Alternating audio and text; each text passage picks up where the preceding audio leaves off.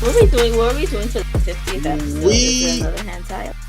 What are we doing for the 50th April? You've been pushing this next hentai episode very strongly. I just want you to know, like, very strong. I don't know. We haven't decided yet. 50 is 50 is close, but it's not that close. Hey, the hentai episode did pretty good. Just saying. I mean, mind you, a lot of the episodes are doing pretty good. Not 2001, but still, yeah. But the entire episode did pretty good. It did. I'll say, and it was fun seeing how what's the word I'm looking for?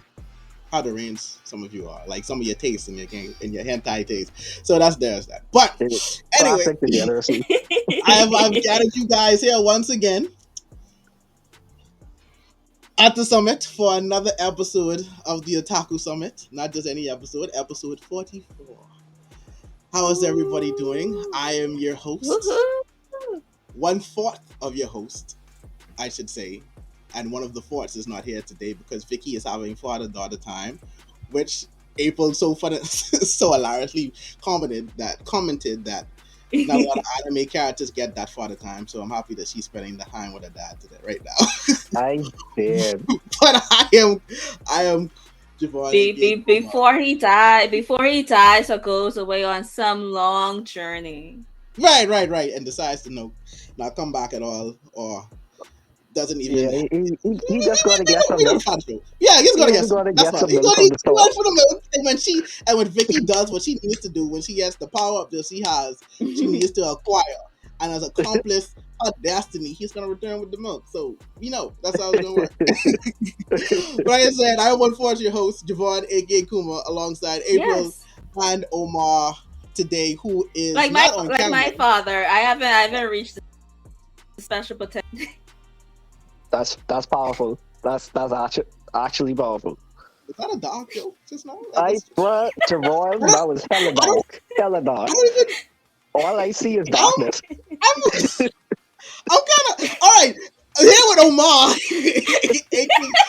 and I thought vengeance was the darkest thing on this podcast today, but here with Omar, aka Vengeance, as he so likes to be called.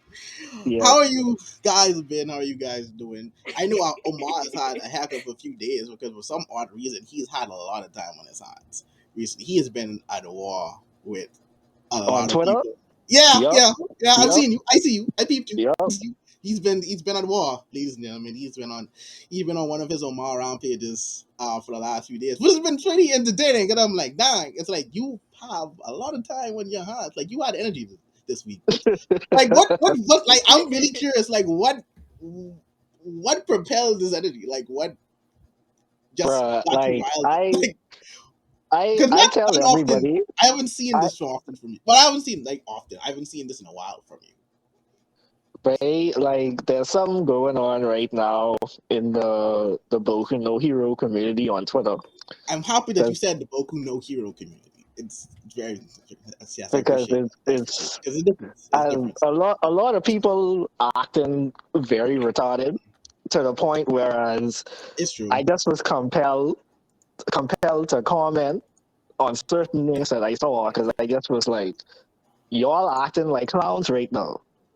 Like, what's going on? And I love to make people look stupid. So I just was like, yeah, I have time today and the previous day. I think all of this is a part of the elitist package. I glad you divorced. I did feel like an elitist at one point. I'm sure you did. I just was like, I'm so positive you did. Without a doubt in my mind, I'm so positive you did. But no, it has been a lot of unnecessary discourse, and I feel like people have been, and not to get too much into it, but I feel like a lot of people have been overly negative of it. I understand not liking certain aspects, but I feel like people have honestly disregard a lot of the great things, which is a lot that's been happening in the last few chapters, just to pinpoint and focus on one little thing. I don't think the chapters have been bad at all. You may have not liked the recent developments, which we still don't have a resolution to, if we're being honest. That recent development, though. Right, we still have that. but still, it's like you are kind of just disregarding the entire thing to focus on this. Like, there's a ton of stuff that's happening, just ton of story that's being progressed, character development, and everything. But anyway, that's besides the point. I mean, that even propels you to go at someone talking about Siobhan, Demon Slayer, but you said it all. you had energy for everybody. You had energy for everybody. But outside of the rampaging My Hero Academia / Boku no Hero community, what else has been new in the anime community? Anime community recently. Any news? Anything recent that we should focus on? Particular. I don't know where Homage went. Oh, there he is. There's good. But yeah, well, anything new has happened? I don't think any recent enough. Oh, I mean, I guess staying on My Hero Academia, the newest trailer of it released along with the opening theme song is like, which sounds good. I like it. Yeah. Sounds really good. Yeah. And I also like what I'm seeing so far from the trailer. I have high hopes for this season. I hope I do not get disappointed. It looks like they are animating and putting the budget behind what they need to put the budget behind, and it looks like it's going to be a better Boku no Hero? adaptation. Yes, Boku no Hero. Yeah. A better Oh yeah, adaptation this is. than season 5 was, so to speak. Oh, that's great. It's great news. Awesome news. Well, I it's a can't- very it important looked like arc, so of we have course nothing to it's worry about. better. Very important. Yeah. Very, very important. But yeah, I think it's been a pretty light week in terms of news. I don't think if anything else is of substance or Oh yeah. substance. There's You got some controversy. Well, yeah. There's some controversy that controversy. Alright. nobody could 100% verify whether or not this is actually going to happen, but Bleach might not be simulcasted. Oh, I always saw that. Yeah, that was big news. What do they mean? Like, so what, is it going to be released as a whole? What would they mean? Like, it's not going to be simulcast? So, do you want to explain them all? Yeah, it basically for us in English speaking countries, we're not supposedly we're not going to have English subs available to us while it's airing in Japan. Yeah. So we sail in the 7 seas then, is what you say. I mean, I was always sailing the 7 seas. I already don't know assumed about that was y'all. the case when it was I mean, announced to be coming on well, Disney Plus. everybody will have to sail the 7 seas now. Yeah. In a sense. I mean, if you're not in Japan, without a doubt. So it seems Yeah. weird. But I don't know. That seems to be the hard case. It's still, I guess, it's still maybe up in the air. Why are they being like that though? Because it's on Disney Plus. Well, there might be a chance that we could see something because apparently they're going to show the first episode at New York Comic Con. Oh wow! But that isn't that so, like that's such a dick move though. Like you will show the first episode. You will show the first episode at the con, right? But then they'll have to wait like what, a year? At least. I hope that it's at least to see it. If it's not simulcast, I hope that it's at least a matter of it comes out like a week after it does in Japan or something like that. You know, I'm just hoping that it still comes to Disney Plus over here in the West. Because like, what sense does it make to show the first episode and then you'd be like, oh, haha, you have to wait a whole year? Right? It's like that don't make sense to me. And it's Bleach. Not to disregard any of the other animes that they have on Disney Plus, but it's like this is a very internationally known anime that's widely popular, so globally popular. So it's like it doesn't make sense for you guys to just hold this in one region and not do it. But hopefully, that's not entirely the case, and we do get because I'm not doubting the adaptation of Bleach. It's just how they're distributing it now at this point that has me very concerned. But in other news, Dragon Ball Superhero continues to do very well in terms of sales. It recently just edged out Jujutsu Kaisen 0 as the number 4 all-time anime film in the US. So wow. Shout out to Dragon Ball Superhero. Dragon Ball continues to be a very strong powerhouse globally. In the anime community. They said that Gohan would fail. They said that nobody was going to watch this movie. They did. But look at us now. I may have been one of them. Now. I may have been one of them. I had my doubts, but it's actually a really great movie, and I recommend anyone to do it. I almost went and watched it again. For Cinema Day. $3, Yeah, right? for For Cinema that Day. $3 Yes, to I actually almost listen. went, but I was far too tired. I was like, yeah, that's Yeah. fine. But, yeah, but Being an adult is I'll hard. definitely watch it. I know being an adult sucks, especially when you want to do other things. Exactly. Dead inside, just dead inside, no energy. Just welcome. Just a Welcome. dead weeb. Just a very dead weeb. I don't know what to tell you. Yeah. But congratulations to Dragon Ball Super. Yay! Whenever Cam renders onto me what he needs to render onto me, I have a very funny video that I have in mind. Well, that I am in the process of doing that involves that what you guys did. It involves you too, April. Oh, okay. Yeah, it'll be very funny. Whenever I get the videos rendered onto me, that needs to be rendered onto me. But I can't wait to see that. And yes, yeah. Oh, I mean, just because I'm one of my favorite characters, and we kind of did mention this. Yesterday was Zetsu's birthday. Happy birthday to Zetsu, one of my favorite characters. One of my favorite anime characters, and one of my favorite characters from USA. I just have to turn it. Zetsu. Yeah, Zetsu. Yesterday was his birthday. It was a whole thing. It started to trend. Demon Slayer, bro. Oh, what not the blonde? The cry baby. The cry baby. Yeah. The one that That's fights your in the favorite?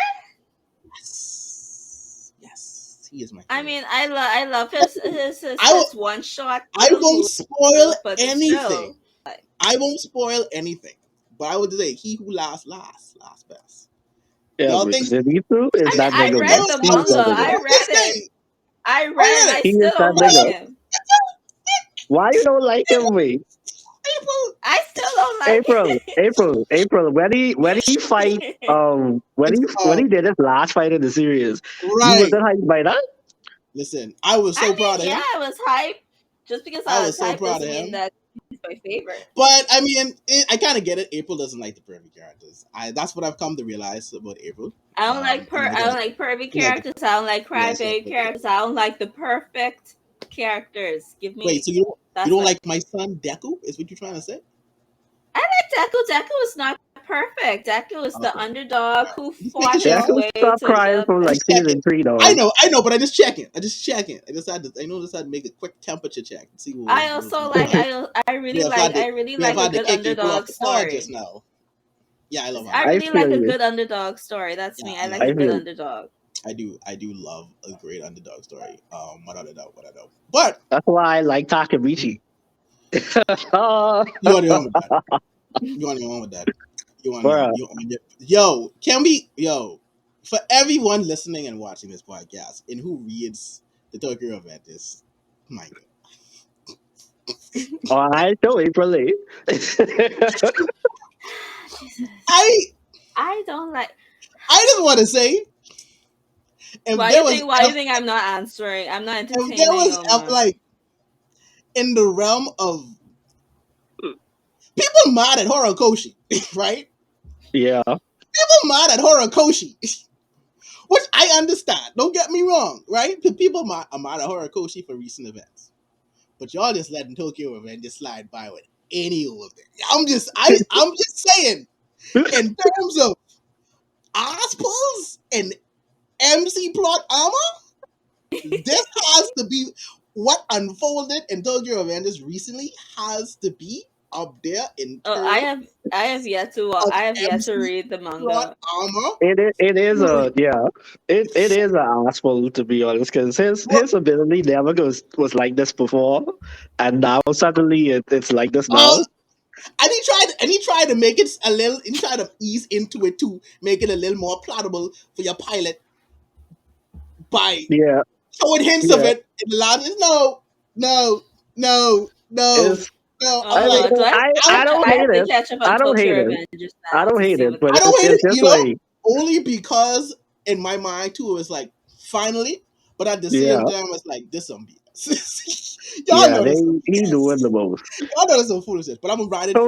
I'm here. Tokyo Revengers is the prime example of a series that just going on too long. Oh yeah, absolutely. Because even though I don't read the manga, but I'm still shocked that a plot like this should not be going that long. No. Because like you're just Well, because like the main goal was go in the past and prevent homegirl dying, right? Was that the main objective? That was the To main prevent her objective. from dying and stopping what's Tokyo the guy Maji. name again? Kisaki from Yeah. Yeah. Tokyo To Maji. save and stop Chisaki Right. Yeah. Kisaki, sorry, Exactly. from turning Mikey the evil Kisaki or whatever. Tenta. And Yeah. then it just spiraled off. Yes, I know. I saw a Into spoiler what it somewhere. is I now. saw a spoiler somewhere of a certain character dying in the street. I don't know how they're dead in the street, but I saw that panel Oh, like It would be floating correct. yeah. around. Yes, it would be correct. That was that That was made the me point. so upset. That was the point where the manga fully spiraled off the tracks. Yeah. After that point, it was the full we out of here. Yeah. Ran off the railroad. But you know who doesn't do ass pulls and has like very decent story and characters that don't rely on plot armor? Who? Cool. Javon who? Our next guest. Ooh. Yes. Today, That's a nice today, transition. today we have a very special guest on the pod with us coming on who is work that I've read two of his comics and I have to say that I enjoyed a lot of what I read Mm-hmm. so far. Tier, aka Sovereign Comics. Let's just get him in here. Hey, buddy, what's up? What's going on?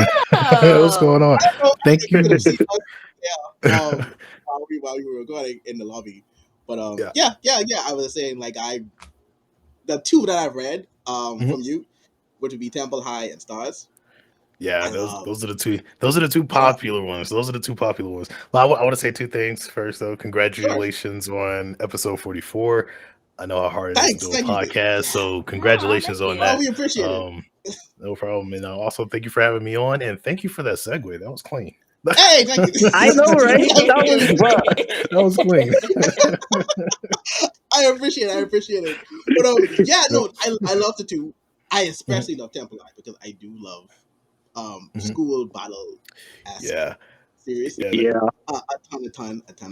But before we get into all of that and discuss the comics and everything, why don't you go ahead and just let our listeners and our viewers who've not seen you or probably have not gotten a chance to see your work and know who you are, just give them a rundown. Who is SovereignComics?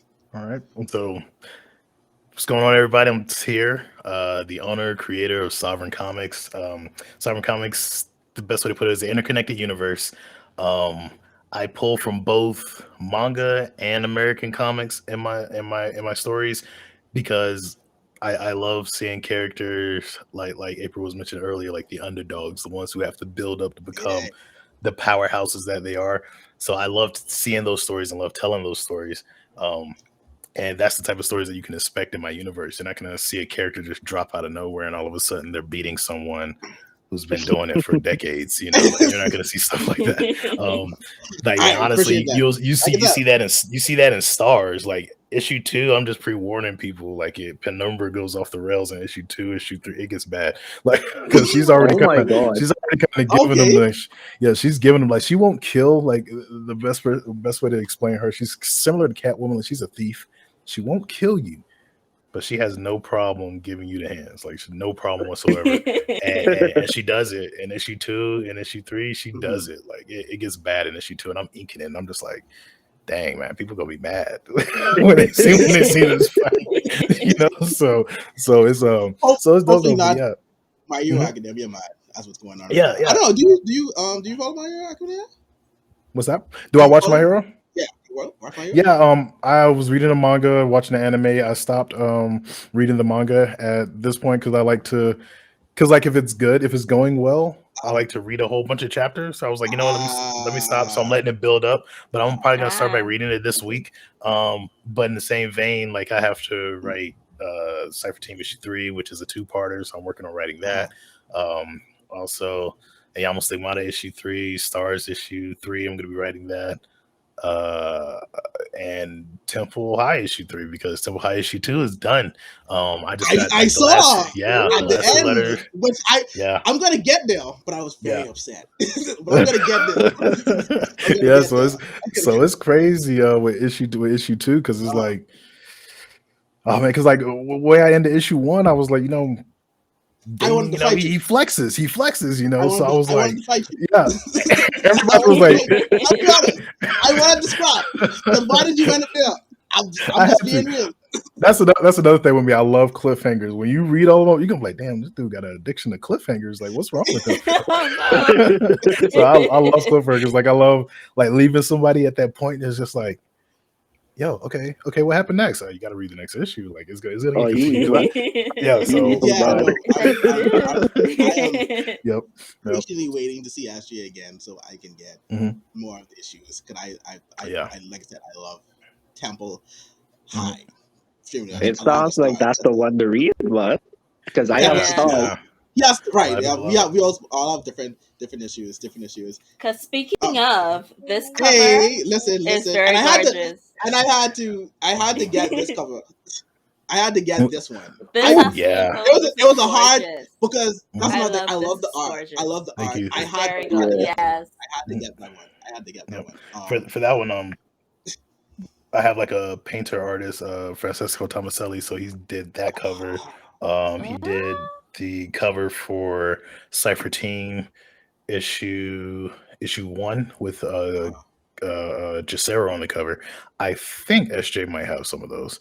And then he also did a cover that I used for the Ayamo Stigmata short graphic novel, because issue 2 of Ayamo Stigmata is like 44, maybe 45 pages. So I put issue 1 and issue 2 together, and it's already like graphic novel size is like thick. So people are looking at like, this is 2 issues, and I'm like, yeah, it's 2 issues. That leads me into my first question for you as well, and why I have to get all of the comics. It's because as I was reading, because I started with Temple Eye. As you know, I'm going to keep talking about Temple Eye. I get it. I started with Temple, not just because don't suck on Stars. It's an array. No, Stars is great, because I love the whole Rockstar Alien comic. Like, that was dope. And and not Temple Eye, not just because it's an array of black characters, which is it's good to see. It's just that I can tell the characters have a lot of personality, and even down to the dialect, which stood out so much to me. And I'm sorry, I can't remember all the characters right now, but it's the president, the dialect in which how you wrote it, I thought was very phenomenal, because I could not read it without actually taking on that. So you made it in a way that it's not, you're not confused and what accent is like. It was, I don't know how. I didn't like it. That took you like of studying the dialect and how they write it, but that was really well done. But what I really wanted to say is that along the read, I kept getting references back to different issues and the comics that you have done. So what I want to start off asking you is this: how did you when you thought of this world? Because clearly all of your comics connect, right? Yeah. They have a form of connect. When you thought of this story, was that your main goal going in to connect, have different comics that can stand on their own but connect in this vast universe, or was it that you just started writing and it's like, you know what, I can blend this here because you have a lot of comics and it's it's a lot of referencing going back. So I'm just curious in what was your mindset going in when you first came up with this universe or the stories that you write? Okay. Y'all take a seat, eat some snacks. This gonna be a bit. But yeah, so I actually started writing the future first, if that makes sense. So there's a title that I haven't released yet. Since I don't know if you've read Cypher Team, but it's mentioned is mentioned in but it's referenced. It's mentioned and referenced in Temple High when they mention the D. So when you hear this title, you're gonna be like, wait a second, but it's all going to start making sense. So I have a title called Infinite Reign. It's called Infinite Reign. It's by these twin sisters who they're living in the future. It's like a dystopian, tore down future. The villains won. Like he won, took over everything. He's killed villains who wouldn't come to his side, heroes who wouldn't come to his side, and everybody who decided to come to his side, like you know. this. Oh, it's gonna be crazy. It's gonna be crazy. I need it now. Like there's so many twists and turns in it too. But like there were heroes and villains who were like, yeah, I'm coming to his side. You know, so the girls, they're like, you know, they have their powers, and their parents were known to be great heroes. You know, one of them is a dean of a school. I'll just say that, and their father is in Cypher Team. So they're like, you know, our parents, they were these great heroes. They were these top level heroes. You know, what happened? So in writing that, I was like, you know, it's going to be a time travel story. Like they have the dystopian future. So it's going to be spending time in the future and also in the past. And I was like, you know, in order to do this, I need to write the past. So all of the stories you're reading now are the past. And it's all leading up to that point where that title comes out. So that's the reason why I can't release, because if I release that title, it's gonna spoil everything. Like you're gonna know everything. And so eventually we're gonna get to a point where Infinite Reign comes out. I already have like almost 40 stories written for Infinite Reign. Almost 40 stories. Because the main protagonist, like because you have the two sisters, which you'll see them, they're gonna show up in the past, you know, as their younger selves. But one of the sisters blooms, she gets her powers, and she's in a sense kind of she's a muscle mimic. So whatever she sees, she could repeat it. She's also very strategic and very like a technical genius. So that's pretty much her power set, where the other sister didn't get any powers. So the thing is, like, they're both born with blue skin, you know, purple hair. So they look like mutants, but one of them doesn't have powers, the other one does. So like the big sister, she has to protect the little sister, but she always picks on her and stuff. So there's some things that happen as the story unfolds that I don't want to spoil, but I will say this part is when their mother is still alive, you know, their parents actually at this point are still alive, and this villain is kind of raising to the ranks and stuff. And so the girls are like, you know, we want to help, and they're like, no, you're too young and you don't have powers. You know, talking to Mirage, which is one who doesn't have powers. But like her dad, he's a geneticist, and he's like, I want my daughter to have powers. So he starts working on the serum to unlock powers in people who have the Pheno gene. But then he also mentions a mystical side, which is a fallen angel that wants to go back topside. So his daughter hears that, and she goes and summons this fallen angel, and that's where she gets her powers from. So eventually she gets powers, but it's like from a fallen angel. So you have one who's a Phenosapien, one who's born a Phenosapien but doesn't have powers, and then she gets her powers from a fallen angel. So it's like you have that going on to include all the stuff, the detective stuff, and them finding out, you know, what happened, what was the turning point, how did everything change. And like I said, in me writing all of that, I'm sitting here thinking like, so their parents, are they singular heroes, you know, like Superman, Batman, you know, they got their cities, but they're heroes of it, you know, or are they heroes in the same city? With me being prior military, I decided to kind of make it military-esque, and that's how Cypher Team is. They're a special forces unit, which is one thing I like to point out to folks, because a lot of people see it and they're like, oh, here's another superhero book. And I'm like, well, but these heroes, they openly kill if they need to. I'm like, it's Kunoichi in issue 1. In issue 1, nice. She wasted no time. She killed people in issue 1. She was killing people in issue 2. And when people were reading it, they were like, I thought they were heroes. I said, no, they're special forces. They will kill. You know, so we're going through it. I set them up, and then I'm like, yo, wouldn't it be dope if there was a school for kids who had powers, you know, school to help them and teach them how to use their powers and stuff like that. And that's where Soreban Academy came from, which is the actual name of the school in Temple I'm High. so happy that you said it, because I was reading that. I was like, I know that I'm not pronouncing this name. So I think right there you actually say it. Yeah.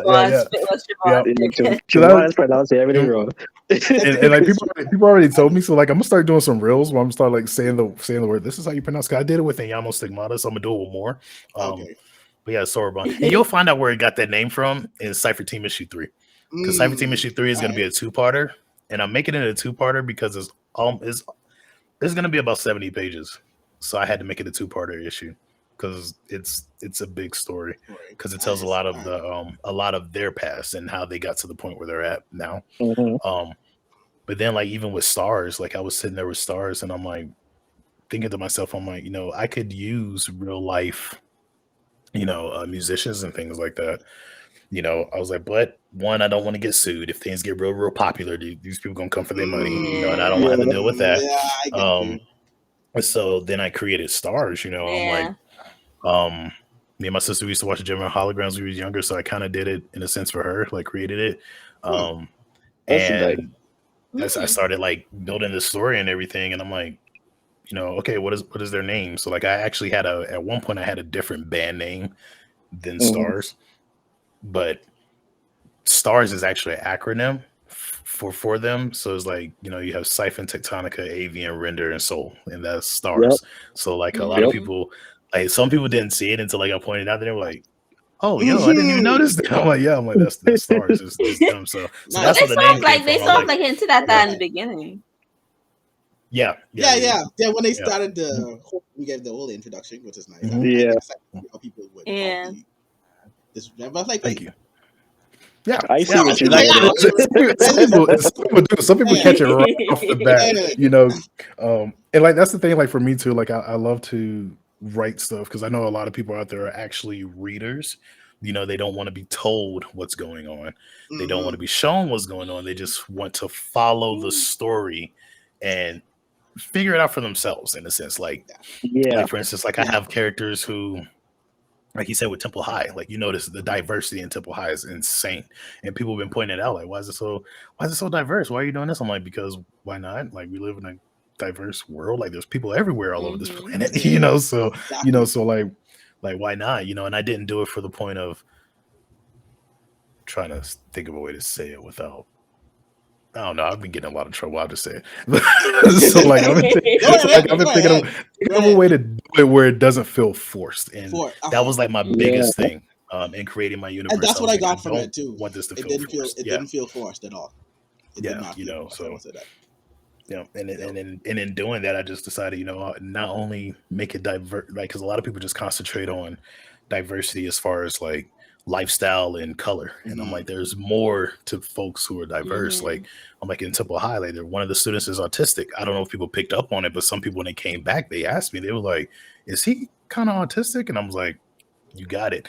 And when I tell you the character's name, you're gonna see it. But Danon Talone, the one who was playing with the puzzle box.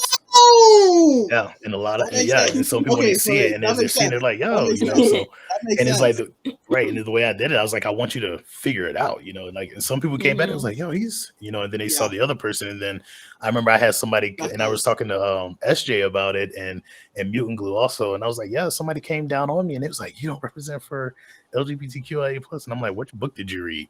And they were like, Temple High. And I'm like, you're wrong, because there's a character who quite literally told you she was bisexual. Yeah, like verbatim, right there in the book.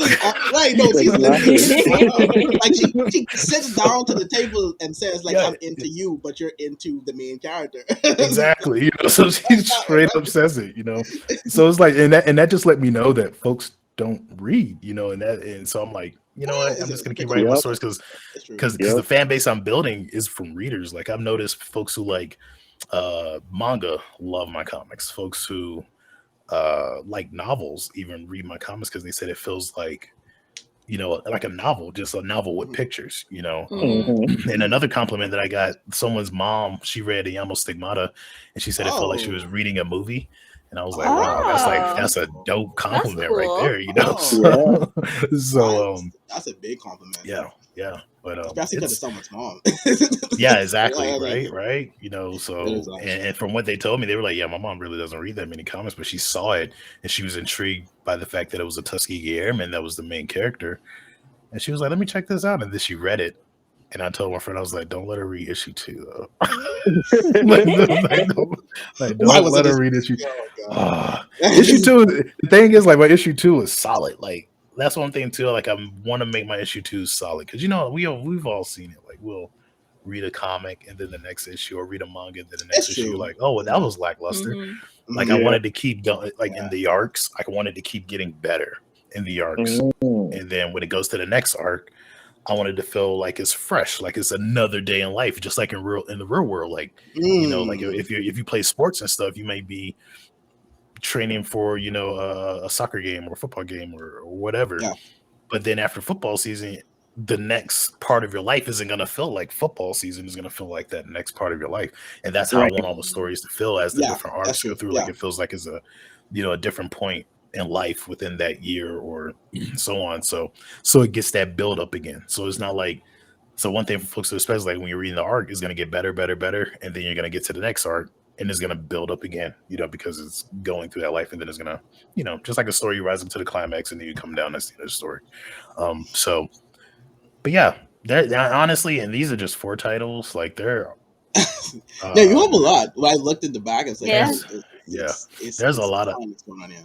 There's a lot. I have like, and these 4 stories are just in Sovereign Orange because I have different ecosystems. So I have Sovereign Orange, Sovereign Black, Sovereign Mangaka. So I do have mangas that are coming out. I did not know. Okay. So the first manga actually that came out, SJ was gonna get them. Actually, she was gonna get them, but they sold out at the con that we were at. They sold out. So fast. And wow! I'm happy that you mentioned that because I saw and I wanted to congratulate you on that. I saw that a lot of your stuff sold out, so that's actually pretty big. That's great. So now it's like, oh man, I got to restock. That actually brings me to another great question in terms of how has the growth been for you since you've started Sovereign Comics? How have you seen like the rise in its popularity? It's getting at people being receptive of your work. Well, you've already said a bit of that as well in terms of people how they feel about it.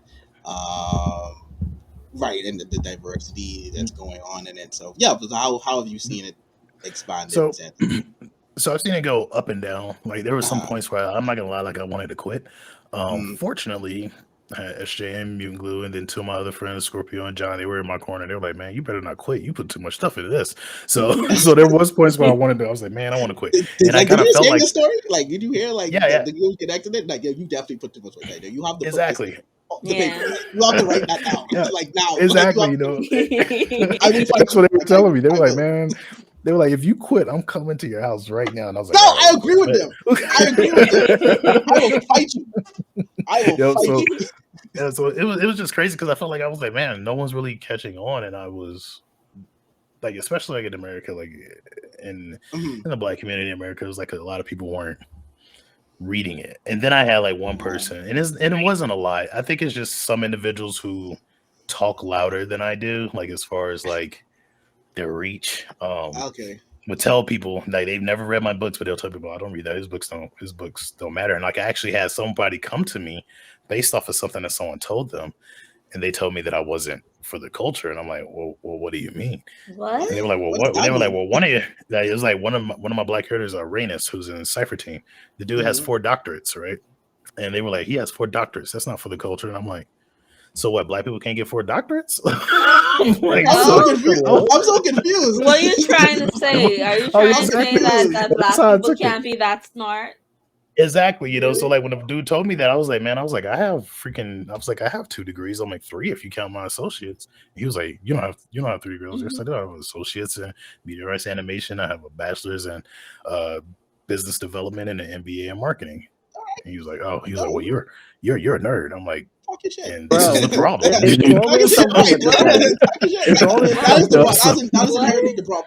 That is kind of inherently the problem. And I had this conversation with people, I think some of my friends before, and which I was saying, when it comes like the Marvel series, for example, a lot of people, black people, didn't really take or get into it before. Where it's like, oh, that's just nerd stuff. The Black Panther came, and it's like, and this is why stuff like this is important. Black Panther came, and it's like, wait, hold on, Black superhero on screen. It's one movie. I gotta go see this, and now it's like, wait, now I have to read all of the Marvels. It's like, oh wait, I'm into Marvel now. Like, it's crazy. It's okay, exactly. And it's funny you mentioned that because it's crazy how it works. Because like even with me, like I've been reading comics my entire life, and I used to get picked on for that. And then when I hear like some black folks like, oh well, you know, I couldn't go to comic book shops. And I'm like, where were you at? I'm like, I grew up in North Carolina, and I don't know if y'all know a lot about the South, but North Carolina is hella racist. And I've never got into it. I've never got into a comic book shop, and they're looking at me like, what you doing here, boy? Like, I've never had that. I've never experienced that ever. So whenever I heard people saying it, I'm like, okay, where'd you grow up? And they're like, New York. And I'm like, I know good and damn well New York ain't do nothing like that. Like, not New York. I'm like, because I would expect that in North Carolina. You'd be like, oh, I grew up in North Carolina. I'm like, well, in the mountains? Like, because I grew up near the coast, and I never had that problem. Like, matter of fact, my white friends were the ones who were giving me the comics. Like, hey, you read this? You read that? And I remember when Blade came out, like I was talking to somebody and they were like, oh, they finally got a black vampire. I was like, it's a comic book, right? They were like, that's not a comic book. I'm like, yeah, it is. I'm like, Blade is a comic book character. They're like, no, he's not. I'm like, yes, he is with Marvel. Yeah, and they're like, it was just like having that argument back and forth and stuff, and so it was crazy because like I was stoked. Like when I found out, I was like, oh snap, they finally doing a Blade movie, and I was I'm telling my age now, but I was stoked when that came out. I was in high school when that came out, but I was stoked, right? So it's the same thing like when Black Panther hit. Some people didn't even know Black Panther was an actual comic book character. I'm like, yeah, he's been around. Forever. Like his first appearance was in Fantastic Four. Like I forget the issue number, but he's been around forever.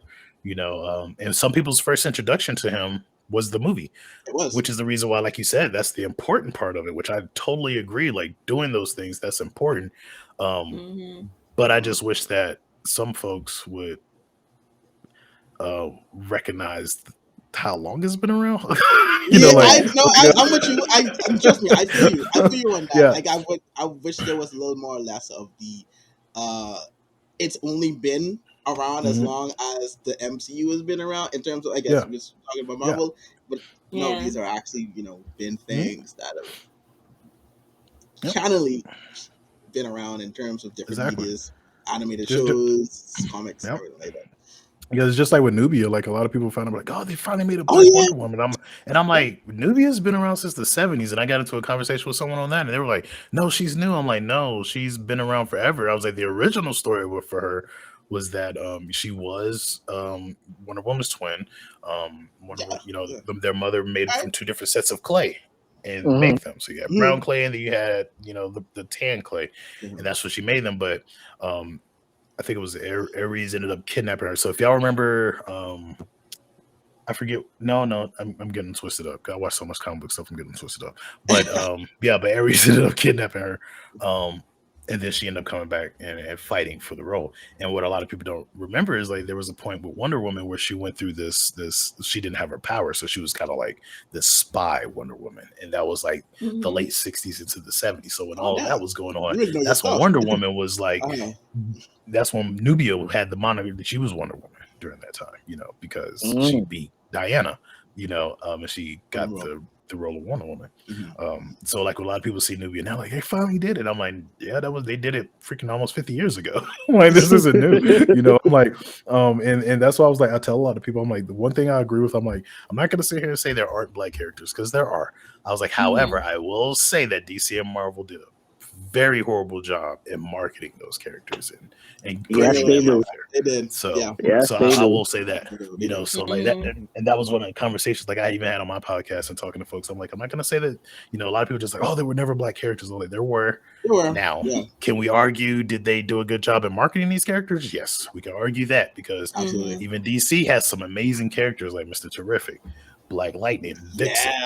Vixen should have had a comic book a long time ago.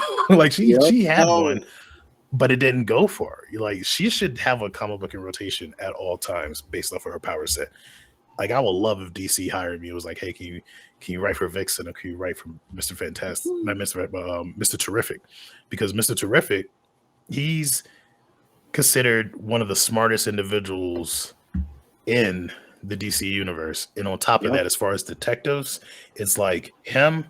Well, in order, I would say is Detective Chimp, Batman, Mr. Terrific, and then Constantine, I think, in that order, as far as like who are the best like detectives. And then like and then it's like who is it? It is the one who became Red Robin. I can't think of his actual Tim Drake. Yeah. And he's considered like in there too. Like he's a high top detective too, so So it's like Mr. Terrific. This dude, he has his own, like literally his office is in a pocket dimension. Like his lab is in a pocket dimension. Like this dude is freaking hyper intelligent. But and then I think they gave him a book called The Terrifics, which was pretty dope. But I don't think it's running anymore. So I don't think it sold pretty well. So when that happens, DC just post the plug instantly, and I hate exactly. Which and it was a great book. Like that book was it was a good book. Yeah. And that brings me to my other frustration with DC in terms when it comes to static, because so many people have rallied and said we want static. It's very popular. People have a desire for it, but it's like they just refuse to do. Wait, Static as in Static Shock? Yeah. Static Shock. So like they refuse. I love Static Shock. Anything with static, and it's just it goes back to your point in terms of marketing these heroes. It's like there's no reason, because they will do very well if they put them out there. And my thing is like I had Static two Shock will make arguments a good one of my arguments is it was and he had a comic like because I actually have his DC run comics for the New 52. He had his own title and it was dope. Like in New 52, that was one of my favorites when I was reading New 52. Like his powers were evolving. Like this dude ended up getting like electromagnetic healing. So if I'll be spoiling this. I'm sorry, y'all, but I think like you probably know this part, but it's like his arm gets cut off, and then like this static stuff happened, and it reconnects his arm. He's like, "What?" Because he's never had that before. Like he's never done that. And I was like, "Okay."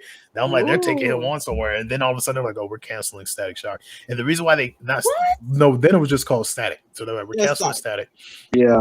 No, actually, the title was Static Shock. But I was like, "Why?" And then of course you find out, they didn't sell well. But I'm like, "But did y'all market it?" I'm like, "Because when Batman gets a book, it's everywhere." That's all you see. Exactly. Has a new title. So it's like. Omar has heard my rants about this, but don't get me started on that when it comes to Batman, because I'm at the point now where I'm like, DC should just rebrand the name and just call it simply Batman. That's it, because that's they should. the only thing that it's in my eyes to produce. And it's funny you mentioned that, right? Because a lot of people. Detective Comics. That's what DC stands for. That's why like so many people got mad. They were like, DC dropped the comics. They're not doing comics anymore. I'm like, technically DC is their name is Detective Comics. So for the longest they've been calling themselves Detective Comics. So they dropped the comics off the end because DC is already the C stands for comics. And Detective Comics, of course, was Batman's comic. That's who made them all the money, and then they named the comic. So technically it is called Batman Comics. It is called Batman. I actually didn't know that. I don't want to say I hate it, but it's just so many of them. Now you know, Javon. Now you know. Anyway, I always and there are, like you said, there are so many characters. Like even in Marvel, like they have this one black guy. He's a black character. Name is Night Thrasher.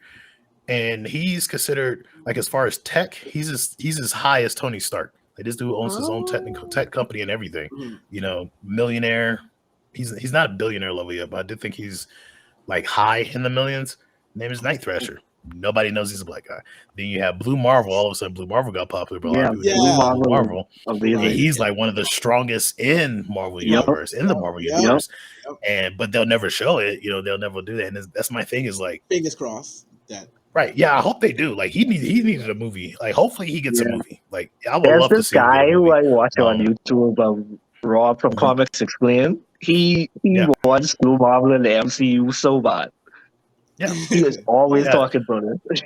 Rob, he that dude knows his stuff, because like I watch his shows just to make sure that I'm like, okay, okay, I'm still on, because he knows what he's talking about. He's like my video encyclopedia, and it says like I just watch to make sure I'm like, but if I'm thinking about something, like I thought this happened, and then I go to his page and find like a video where he's talking about it. Yeah, and I'm like, oh, okay, I was right, because that dude, he's a walking comic book encyclopedia. Yes, he is. So, but it's crazy, and that's my biggest thing. That's the reason why, like, I know they did a lot of the, like the popular stuff, like how they made Falcon, Captain America, and things like that. And a lot of people were happy, but they were like, yeah, we're finally getting it. And I'm just like, to me, it feels like, and this is just me, and this is where a lot of people got mad at me. I feel like it was a slap in the face. And this is where I got because we have black characters. Like, just market those characters. Like, that's just like. Oh, so you're talking more of the race changing of characters, right? It's I got you. No, yeah, it's like if I made it to the NFL and I came up behind a star running back, I'm the new running back to the team, and they're just calling me his name instead of mine. Yeah, it's sort of like how that rumor of, well, I'm not say a rumor, it was actually happening, the Black Superman, where it's like, this is not what we wanted. Yeah, we didn't want you to basically change Superman or someone as popular like that. We just wanted you to, like you said, push the characters that we have. Because I heard like the rumor was like, oh, they're gonna make Clark Kent back, and I'm like, why? When you have why? What's his name? You have Ellis, you got freaking you got Val Zod. Just use Val Zod. They've already been playing to the Zods being black already. Yeah, they've even done it in they did it in Young Justice. Young Justice. Yep, they did it in Young Justice, and they did it in the Krypton TV show that was out. All the Zods were black. I'm like, you're already alluding. And so as soon as I saw Krypton and people were mad about that, I was like, I know where they're at. That's Earth 2. That's not the main Earth. That's Earth 2. That storyline is on Earth 2 if they're doing black Zods. And I'm like, just use Val Zod. Like, what are you doing? Like, he's already there. Just use him. Market him and use him. Like, people know who he is. And then there's another black Superman who was made, because they did this already. I think he was made in the 70s or the early 80s. But there's a Earth where all of them are black, like Black Wonder Woman, Black Superman, and it's like all of them. And and they even put it in the comics that he was a different type of Superman because he could actually absorb sun better than actual Superman. And Clark was saying like that was the hardest he's ever been hit in his life. And this Superman had like a afro and everything. Yeah, like this weird, like it was like a sun on his chest and it had the S in it, but it was a sun. And he's strongest. He's one of the strongest Superman. It's like Superman Prime and then him. So yeah. So he's like one of the strongest Superman. So it was like Superman. No, it was like Superman Prime, Superboy Prime, and then him. I think, or he might be as strong as Superboy Prime because of the way that he absorbs the sun's radiations. So, and that's my thing. I'm just like, I get it. I get what you're trying to do. Like we need that representation. We need to see it. Yeah, use the characters we have. Like don't give me a black Bruce Wayne. I don't want that. Yeah, you had Nightwing. That's my shutdown. Yeah. I'm exactly. It's like you had. Yeah, 100%. It's like you had Batwing and the New 52, and Batwing, the original Batwing. His story was dope because he was he was in Africa and he was a cop. He was a cop in Africa, so he was going after like African warlords and stuff like that. And it was, and so like they were starting to do the whole Batman Incorporated. They had like a Native American one who became part of the Bat family, like all these different ones. And I was like, okay, now you're doing it right. But I guess because they didn't market it well, so people either didn't know or people saw it and just didn't buy it. They were like, okay, it's not selling, but I can't really blame folks for not supporting it because no one can support something that they don't see. Like they don't see it. So how are they going to go? How are they going to go and support it? So I do think they need to market way better than what they're doing instead of taking the popular characters and flipping them. That to me, that's just crazy. I'm like, don't do that. I hate it. Yeah, there's no need for that. But I'm glad you agree because I had a lot of people get mad at me. They was like, "This mother, you just don't see progression." I'm like, "That's not progression." A lot of people just, like you said, like a lot of people just view it from that standpoint, where like it's dope, it's great and all, but at the same time, we have characters already. No need to just use those characters. Just use the ones we have, or create brand new ones. Yep. Yeah, there you go. That's literally, I say that same thing every single time. Just make new characters. Simple make as new that. characters or use ones that are already there. Yeah, just but you leave the established characters. Yep, I think that's one of the reasons why it's like some of the folks who do read my comics. That's one of the reasons why they do read it because they're like, oh, these are new black characters, okay, and they start reading the comics, and then they're like, oh, they're not stereotypical, and I'm like, no, I was going to say it. They have different personalities. Like there was one that you had the girl. She's a big anime and manga fan, and she's a full weeb. Then you have the shy girl. Then you have the different you. It's there. I'm like, yes, this is dope. You don't have to do there's a weeb character. Say less. Yes. Yeah. Her name is Jayana Smith, and she straight up tells you, she's like, she loves it all. She's like comic book movies, manga, everything. Like she actually, I'll tell y'all this, like, because her power, she's part of a this.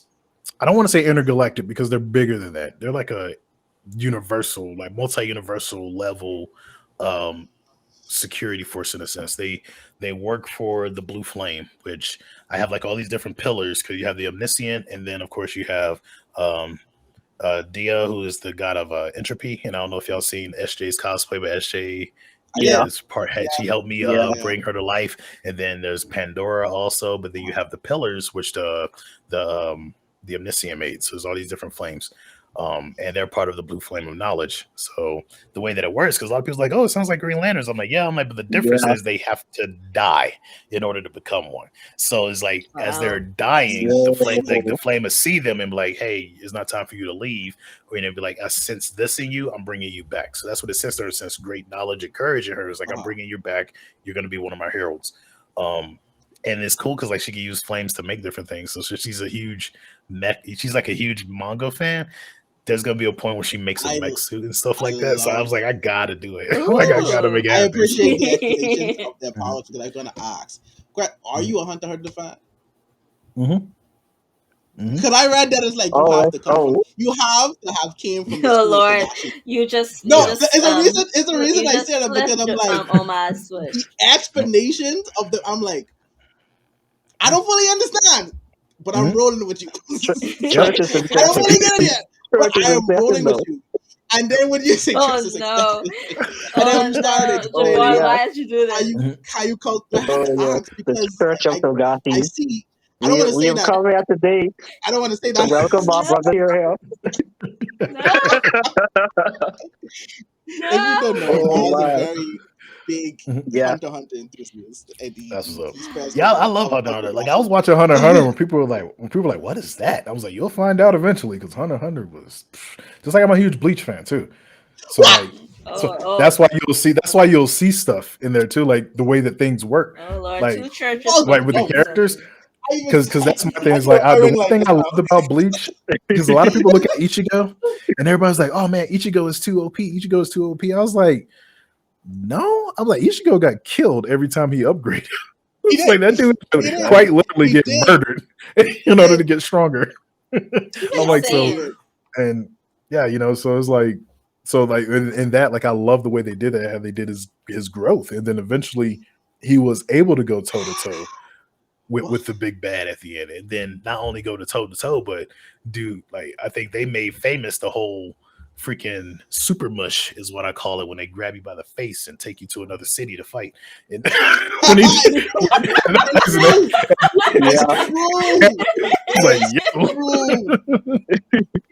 I was like, what in the world? Like he just Isaac, we need to go. He's like, need to go? I can fight you here. No, let's go. Just took him to the whole of the city. I'm like, damn. All right then. Yeah, they at the Bleach, and I will say Bleach as far as like the shonen story. I think Bleach.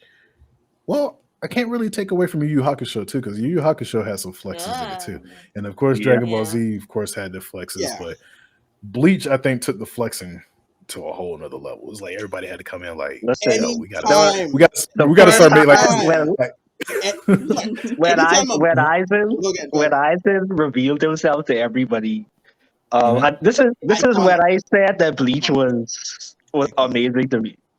So Ichigo got his Bankai or whatever. He fought Kenpachi and Byakuya. Everybody thinking Bankai Ichigo was so powerful. Yeah, Aizen stopped this Mansword with one finger. With this finger. But I'll double up on that. Have you seen the whole anime yet? Vengeance, have you seen the whole anime? I'll double up on that. It goes to show just how strong Ichigo's dad is. Because Ichigo's dad appeared, saw Aizen. Aizen was like, "Oh, you're here." He's like, "I'll talk to you later." Boom, boom, thump. How do you just come here and thump Aizen? Like you just thump him in the forehead. I'll talk to you later, and just thumps him in the forehead. I'm like, what in the hell is going on? Like, you know, I'm like, Ichigo dad He's- that freaking strong, you know. So it's crazy. So it's crazy, you know, seeing all that. So like, I love to do that, and that was like my big thing with Temple High. When I ended, I was like, yeah, I wanted to end on this flex mode. You know, I wanted to end with this huge flex, and it did. You know, like with Oh, you mean Damien's like, the cliffhanger? yeah. Damien's like, okay, it looks like I have to fight you, and then there's another flex too. There's another flex. I don't think you did a great job writing that fight as well. I was very intense up to the cliff. So I legit was upset. It's like, why is there not?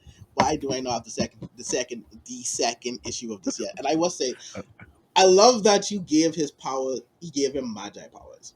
Mm-hmm. It's even better because I recently read The Children of Blood and Bones. So magi has just been in my head. So it's like when I saw that, it's like, wait, what? Yeah. Wait, what? And also, I like magi too, and I love that. Like, cause like I was already like before I started watching magi, I was like, oh, I want these people to deal with the Jinn, because my whole thing is like everybody knows genies and Jinn based off of Aladdin, but I'm like, that's not really what they are.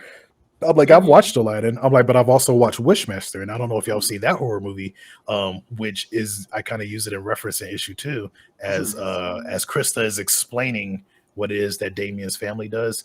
Yes. And Wishmaster is talking about the actual Jinn where they corrupt your wishes. So like you'll wish for something, they'll give it to you, but there's going to be a major cost at it. So they play with humanity and stuff like that. So his family hunts them down because they're hunting them down based off of one of their ancestors who married a Jinn and then pissed that Jinn off. And she was like, oh, okay, so you want to play games? Then we're putting you on the blacklist. So Jinn started coming after his family. He didn't realize he married a queen, you know, like an actual Jinn queen. He didn't realize he had. So it was pretty crazy. I want to read about his parents so bad. Just from that one issue. Like I really want to read about that. Like I do plan on doing like some type of graphic novel for that. That's probably going to go on Sovereign Black. It was going to start off with like his mother's past, and then tell different stories and stuff, and like have it where it's like a graphic novel of different stories throughout the past coming up to them, because they do have a major villain who shows up in Cypher Team. His name is Jinn Lord, and he's actually a descendant of King Solomon. So he has Solomon's ring, and so he controls like 6 different Jinn. So he can control Jinn, because there's like I also do a lot of research with my stories, like science research and religious research and all of that stuff, because I know in the Quran it says that King Solomon controlled Jinn, because they believe in that, like in Islam and stuff, they believe in Jinn. And then in the Holy Bible, where it mentions King Solomon, it says that he was able to use the ring to control demons. So kind of the same, just different names. And so I just brought that back. It was like, okay, I'm gonna have it where he can control Jinn. And this individual, Jinn Lord, is a descendant of King Solomon, and he was like an archaeologist, and he went looking for the ring, found it, already had a Jinn attached to it. And then he went and hunted down more Jinn. So he's going after their family to get the Jinn from them that they have, because his mother, Damien's mom, she has the king Jinn, the king mineral Jinn is what I call him, but he's like an earth Jinn, and he's the king of the earth Jinn, and his father has the queen of the fire Jinn. And Damien's Jinn, Sparky, if you can tell from Temple High, he's kind of an asshole. That dude was just clown. He was a clown to Damien the whole time. I love the personality of this character. But his Jinn is is interesting. That's all I'm gonna say. Okay. Because he's not who he comes off as, and we'll find out later as time goes on. And that's the reason why he gives Damien so much a hard time, because he let Damien catch him. But this is gonna be more that comes out. So okay, I can't wait to see. Before I go on, anyone else have a question? Here before. Go ahead. I did. It was something I noticed, because when I was reading Stars and I got to the end and I saw the splash page with all the comics that you have coming out, I noticed that in Cypher Team, to me it seemed as if the person who was on the cover of Temple I 1 was in Cypher Team as well. So that is Rhaenys. Oh. Yeah, that's Rhaenys. They just both have locks, but Damien's locks are more brown. Rhaenys' locks are jet black. So they both have locks, but Damien's parents are in Cypher Team. So there's a character who's bald, and then there's Alchemy. She's the one who's silver. That Alchemy is his mom, and the guy who controls flames, Fireblade, that's his dad. So they're in Cypher Team. Like, so they're part of Cypher Team Alpha, which they mentioned in Temple High because people found out, like, hey, your parents are such and such. And he's like, oh crap, because he knew the whole school was going to come after him when people found out. Which they did. Yeah, which they did. But I had a comment. The Shadow Nexus thing. When the second they went into that place, I was like, this is like a negative Speed Force type of thing. I thought that was so cool. Yeah, thank you. It's something that I wanted to do with my speedsters because I know, of course, the most popular speeds. I mean, people love Quicksilver. I like Quicksilver stuff too, but let's be real. The most popular speedsters is the Flash and the Flash family. So as I was building them, I was like, I want to do something different. So I created different types of speeds. So with her, hers is Speed of Dark. Her sister is in Temple High. I don't know if you call who her sister is. I haven't read Temple High yet, but that's but I read I saw the reference. Yeah, but her sister's she has Speed of Light, and then there's another character in Temple High. I'm not going to say who it is, but there's another character in Temple High. She has Speed of Sound, and then there's going to be the Speed of Thought, Speed of Sight, like Speed of Quantum. Like there's all these different types of speeds that they have. Interesting. And there's like with all of these different speeds, it gives them additional powers. So like with her, she can control shadows and things like that. Whereas her sister can form hard light and can bend light and things like that. And each one of them has their own thing. So like the one who has Speed of Sound, she could actually control sound. And I know like when I was mentioning to someone else, it was like, but Speed of Sound is slower than the other ones. I'm like, yeah, but if she can, I'm like, the whole body, because we got liquid in our body and our body reacts to different sounds and different notes and stuff like that. I'm like, so imagine her being able to control sound. She could just break you down by hitting a certain, making a certain sound at a different, frequency that can make you pass out, make you throw up, make you have, dementia, make you have delusions, make you have all sorts of stuff, so that's kind of how they operate. That's cool. That's very I like the detail with that too. Thank you. Yeah, I did a lot of thought into it. I was like, I wanted to be different. I was like, I wanted to be different. You put a lot of work into your series, like that. Thank you. The hard work shows. I would say that hard work definitely shows. The thought you put in your story, which is great to see from definitely a lot of writers. The thought put into the story and for everything to blend well and for the stories to connect in a way it makes sense. Thank you. I'm going to need you to send more copies to SJ because I got to read everything. We'll make it happen. I really want to start reading Temple I am High hyped. I'm excited. I need to see what happens. I was just sitting there this entire time saying to myself, man, why can't I read this like right now? For real. And that actually segues into something else that people have wanted, and by people I mean me. When are we getting posters? Yeah, so posters are in the store. Yeah, posters are in the store. Yeah, so like, I got 9 different posters in the store. Even posters of this. Is what I'm saying. I think I have. I don't think I have a poster of that yet, but I will be ordering some of those because I remember because SJ told me on one of your lives I mentioned that, and she was like, "Look," she was like, "They want posters." Like, all right, I'll get that one in there because I have. That's one of the ones I don't have, but yeah, they'd be in the store soon. Okay. Yeah, I got like nine different posters in there, so including like even with the Yellow Stigmata, like I have a reversible poster in there, which is like his wanted poster. So one side is like an old Western style wanted poster, and then when you flip it over, is like a alien type, futuristic looking poster and stuff. So I know when I was at my last con, people saw that and they loved the Western one. And then when I showed them the back, they was like, "Oh wow!" And one dude bought 2. He was like, "I'm gonna get both because I want to be able to show both, be able to show both posters on the wall." So, but yeah, so they're there. There's a lot of apparel too. Like I built up the store a lot, so there's a lot of apparel in there. I got some stuff coming this month. I'm actually doing a pre-order for Temple High issue 2 this month. And I'm bringing the hold actually this one right here. So this is like the holographic cover right here. I'm bringing that back to do a pre-order on. So there's a lot that's coming. There's a lot that's coming. I'm going to need that holographic one. You are very busy. For sure. You are very busy, man. Yeah. You are very, very busy. Oh yeah. For me, like I love it. Like the more folks tell me that they love it, it makes me want to do more. You know, for me, like because I know a lot of people who have been doing it, especially recently in the comics world. It's been more about, you know, oh, I'm popular. And for me, I'm just like, yo, are the fans happy? The fans are happy. All right, let's keep doing it. And that's like, I'm just here to make everybody happy, to give people stories that they've never seen before, you know, things that are just different. But I think you're gonna like how Damien snaps in issue 2. Yes. And that he goes Zodi.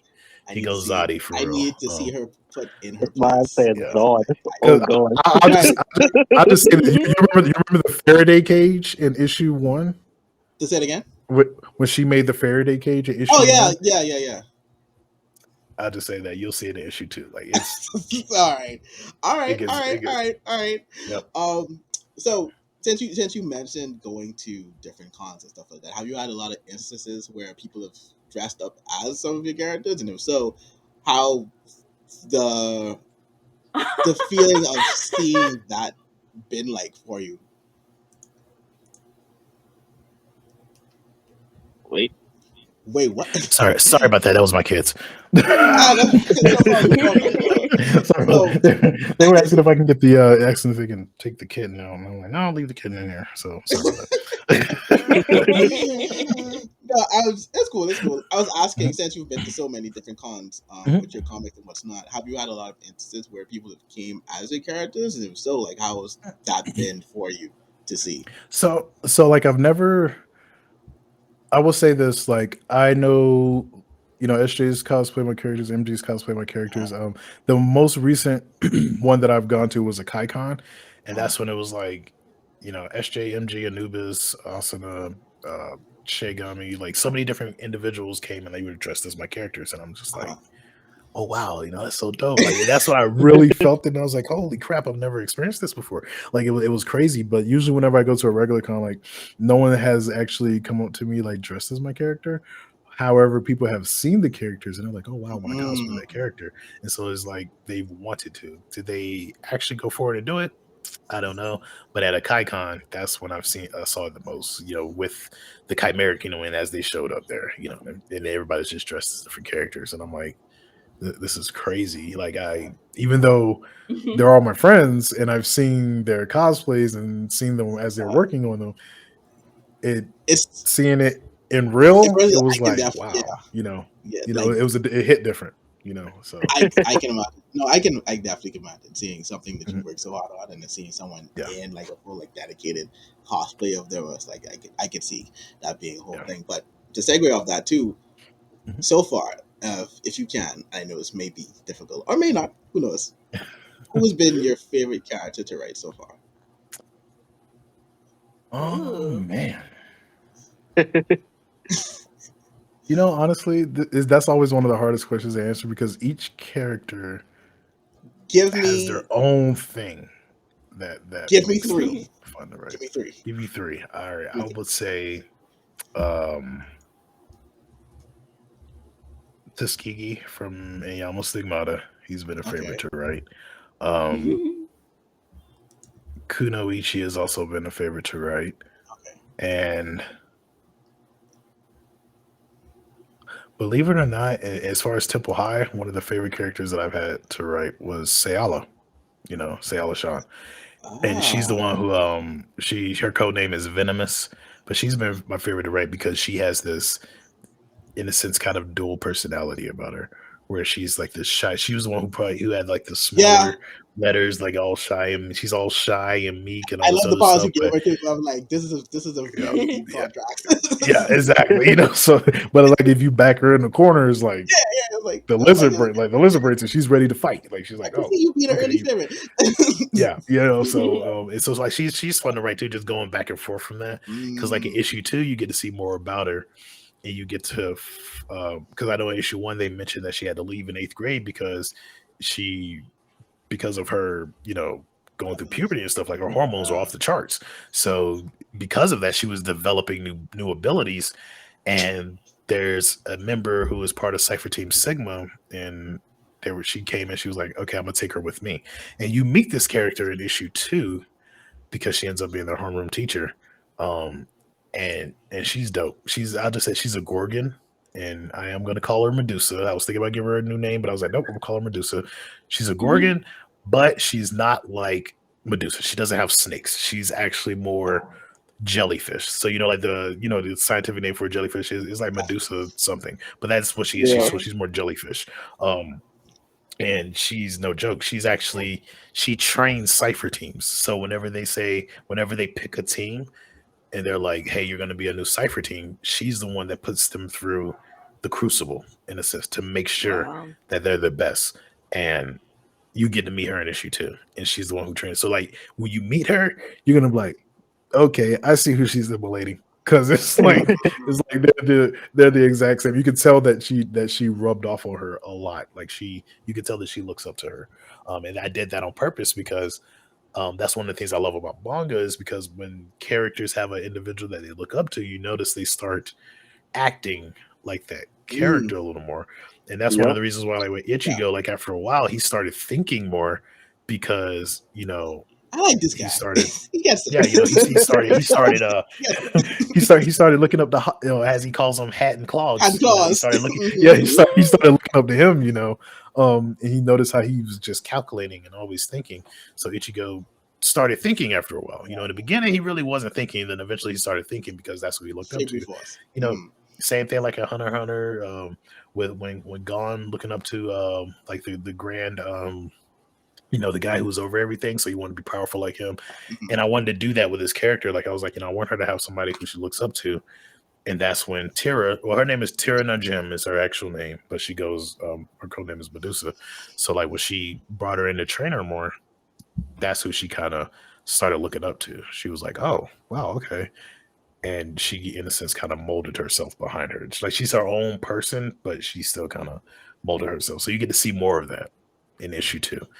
As they talk about some things, but Tara is no joke, man. She's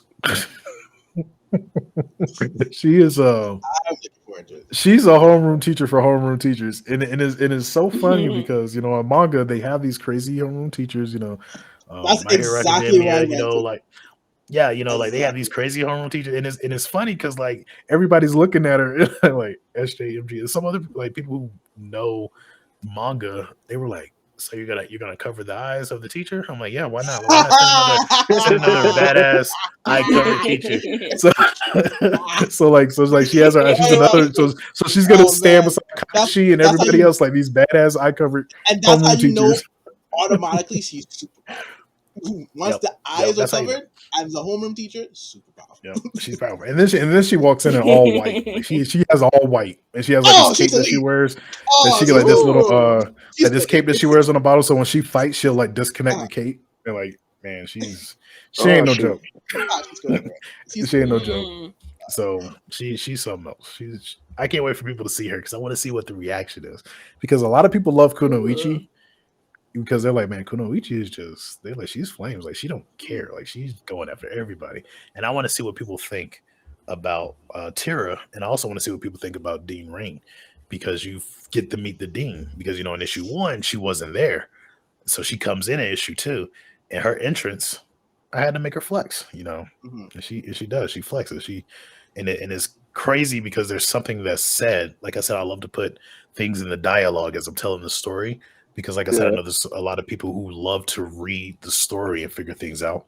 But there's something that is said in the dialogue where you realize just how powerful their Dean is, because what she does, you're going to be like, dang, that's kind of messed up. But then there's something that's said, and you're going to be like, wow, she's that accurate. So it's crazy. It's crazy. So, but yeah, I think y'all will dig issue 2. And then also you get to learn a little bit more about Nomi, which is the student council president. You get to learn a little bit more about her and what she went through. Why she's the way she is. Gotcha. Yep, because a lot of people like something there. But as of it's right always now, I just need to see her. Get Yeah. get knocked out just a bit. Oh yeah, Just a she bit.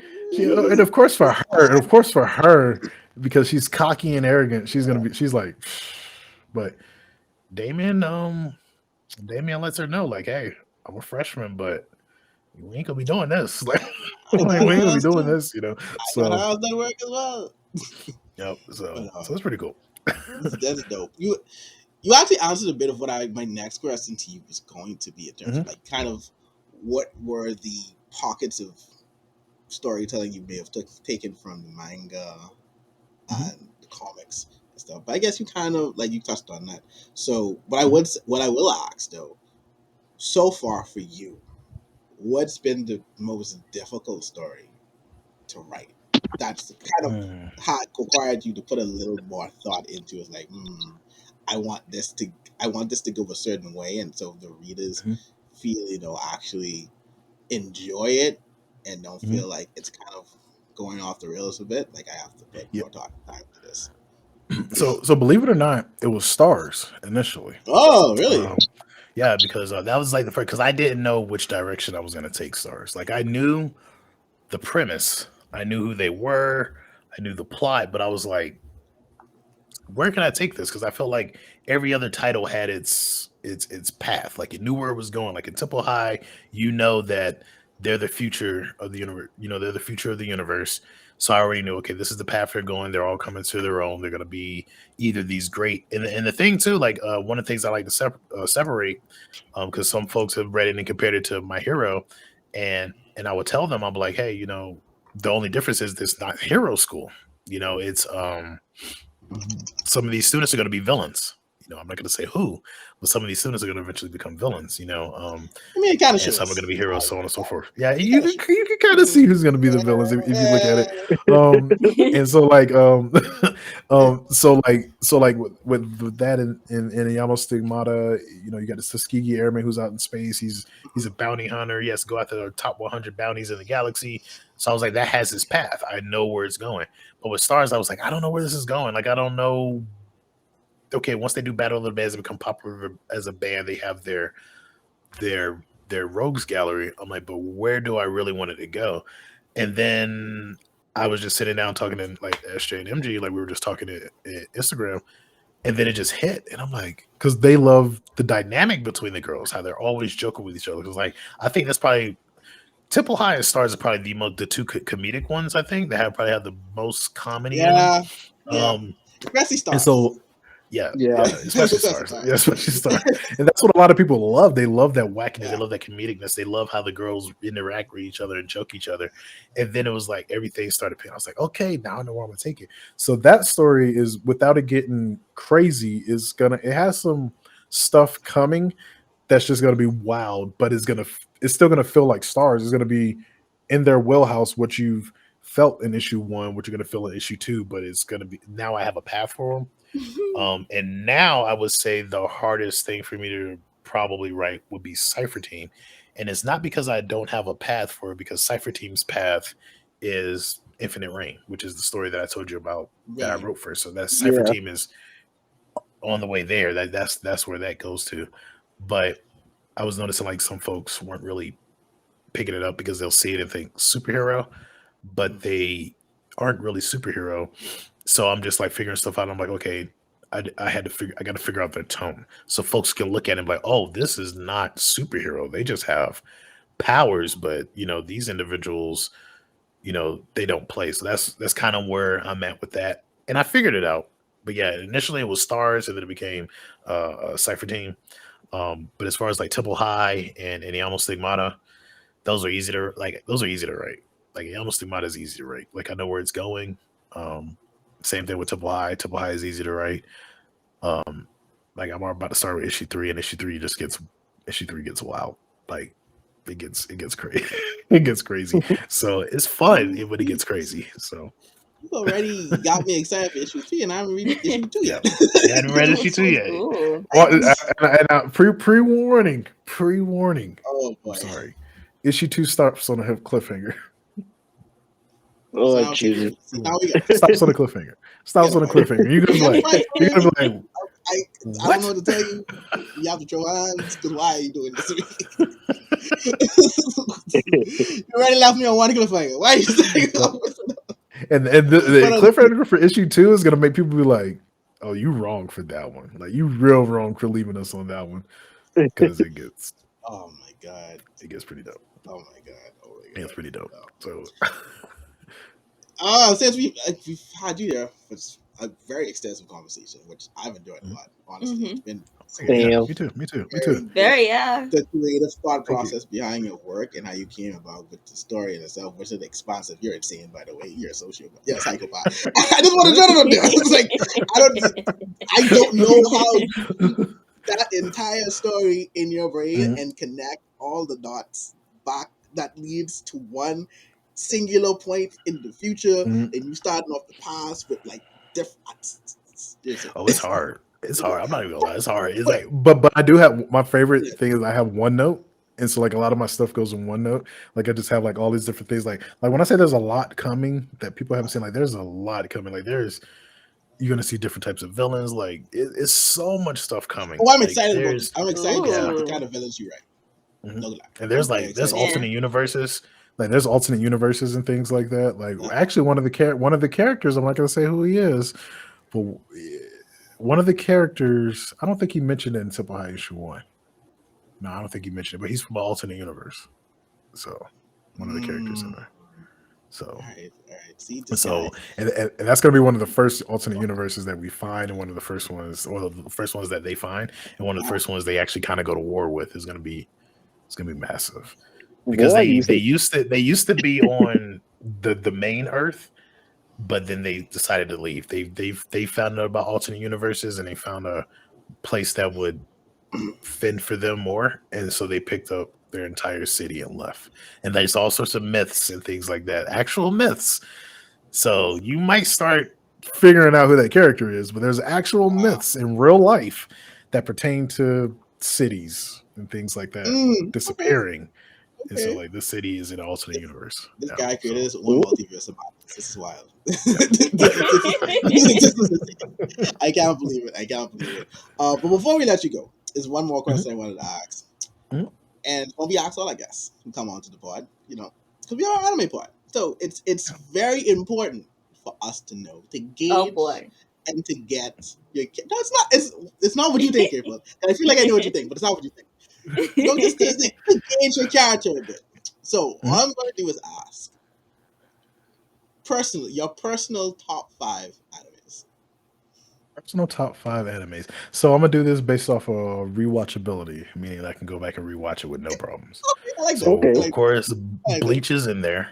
You can stop right there. You don't have to say anything else. Wow. I was actually watching Bleach whenever you text me. It was like, hey, we're still, you can use the same link. I was sitting down watching Bleach because I'm rewatching it to get ready for the 1,000-Year Blood War arc, because I am so ready for the 1,000-Year Blood War arc. I knew it was something about your vibe that I just instantly like. It makes sense now. You are a fellow Bleach fan, and I love it. Wow. You'll never hear the number 4. What else? So Yu Yu Hakusho is another one that's up there. Respectable. Yu Yu Hakusho. What else? Gantz. I don't know if you've ever seen Gantz, but that's in there.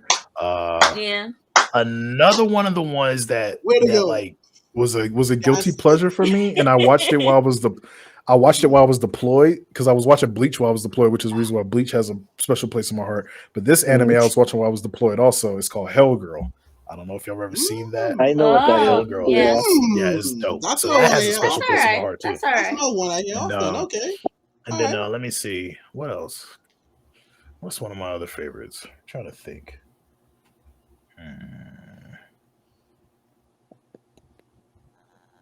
Let's see. What was that? So that's the 4. Let me see. I got one more. I'm trying to think what my other one is. That 5th one, I don't know. Like that'd be my top rewatch that I have to rewatch. I'm trying to think of ones that I've rewatched. You know what? Honestly, I know one that I've rewatched multiple times. Magi. That's one of my top. I have no complaints. We always say no on this podcast how we don't understand why there is no season 3 of Maggie yet after all I this don't time. either. Like, what is up with that?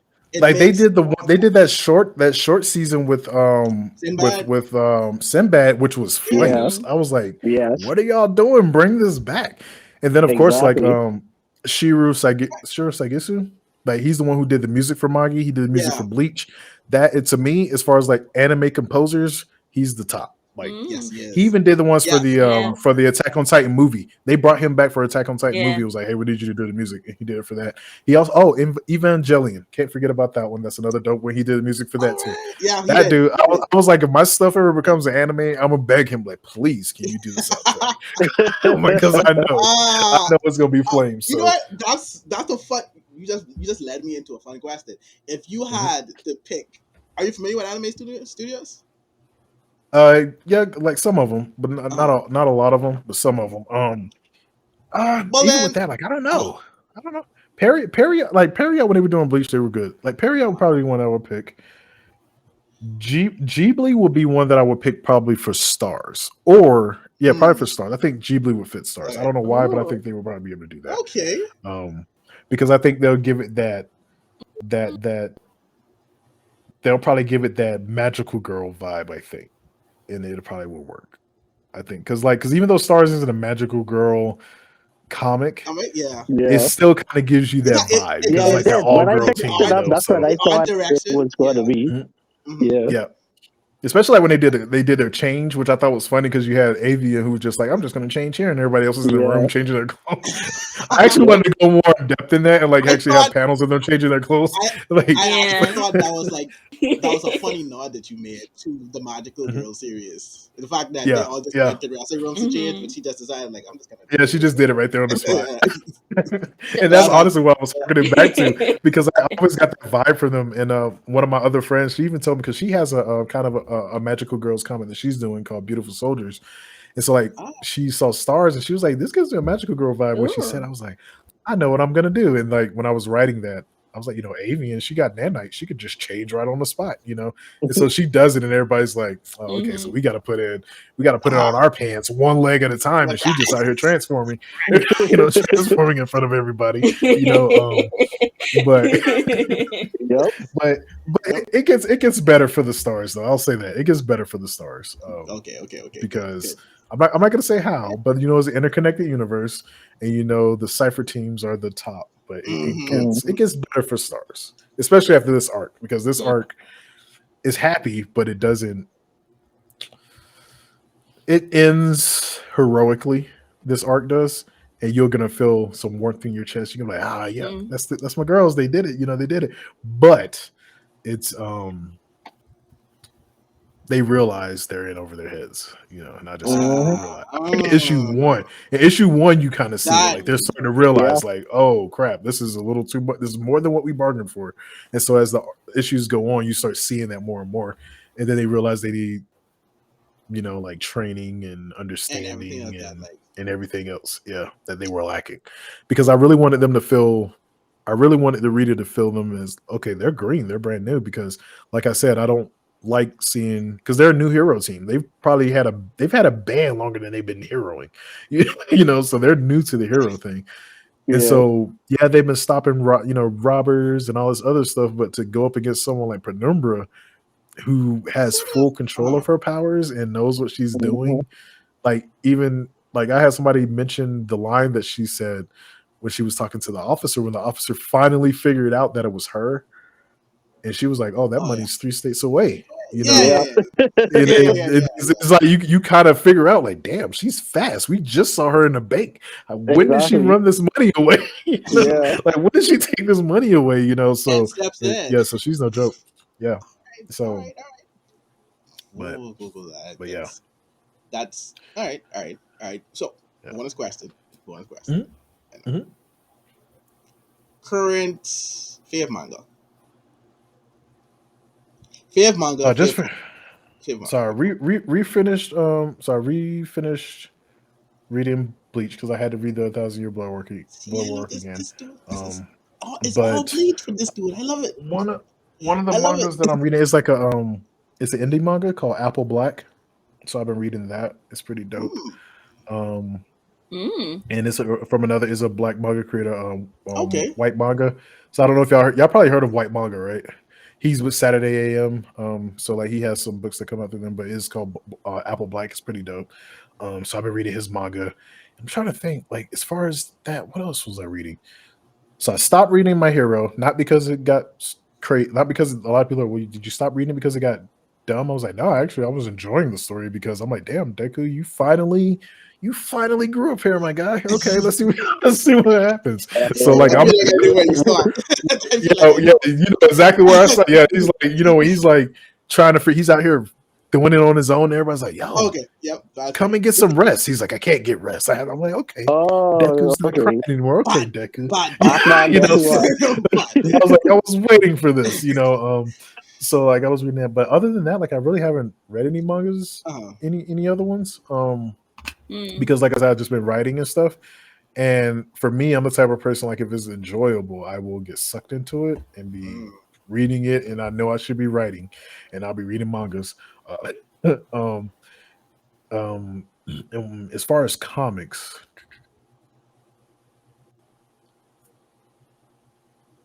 I'm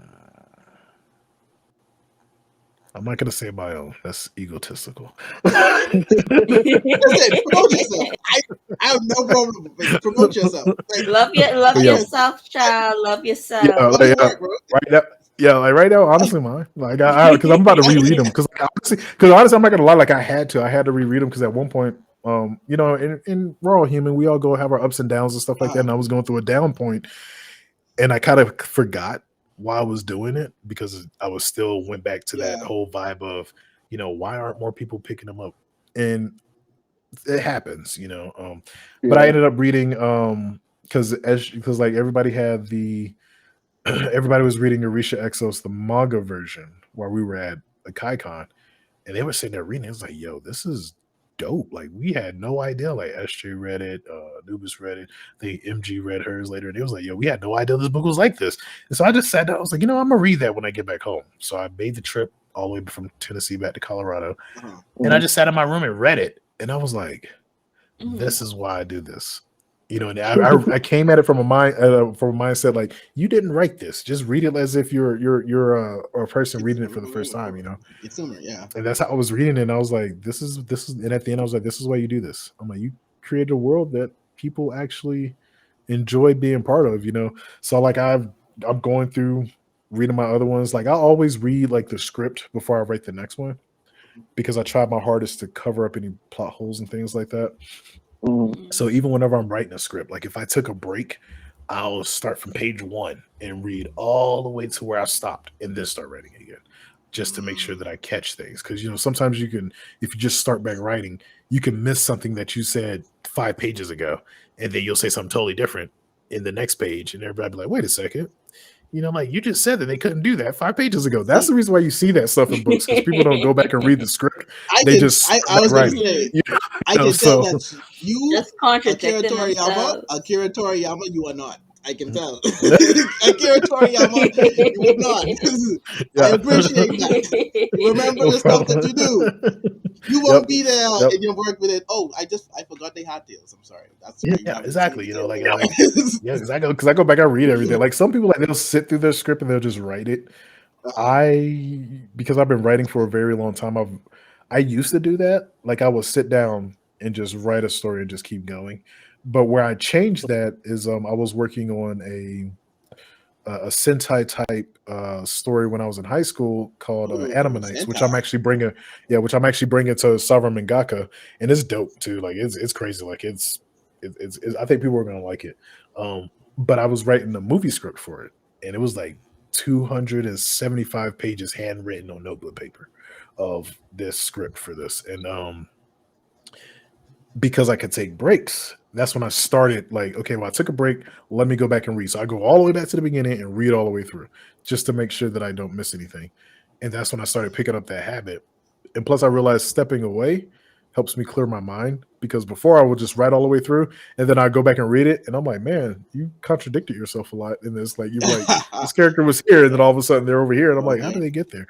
So that's when I really picked up that habit of doing that, and I think that's what a lot of people do. They either write through the script in one sitting and then read it afterwards and like, oh, it's good, and don't make any edits, or they'll take a break and then don't read what they wrote before they start writing it again.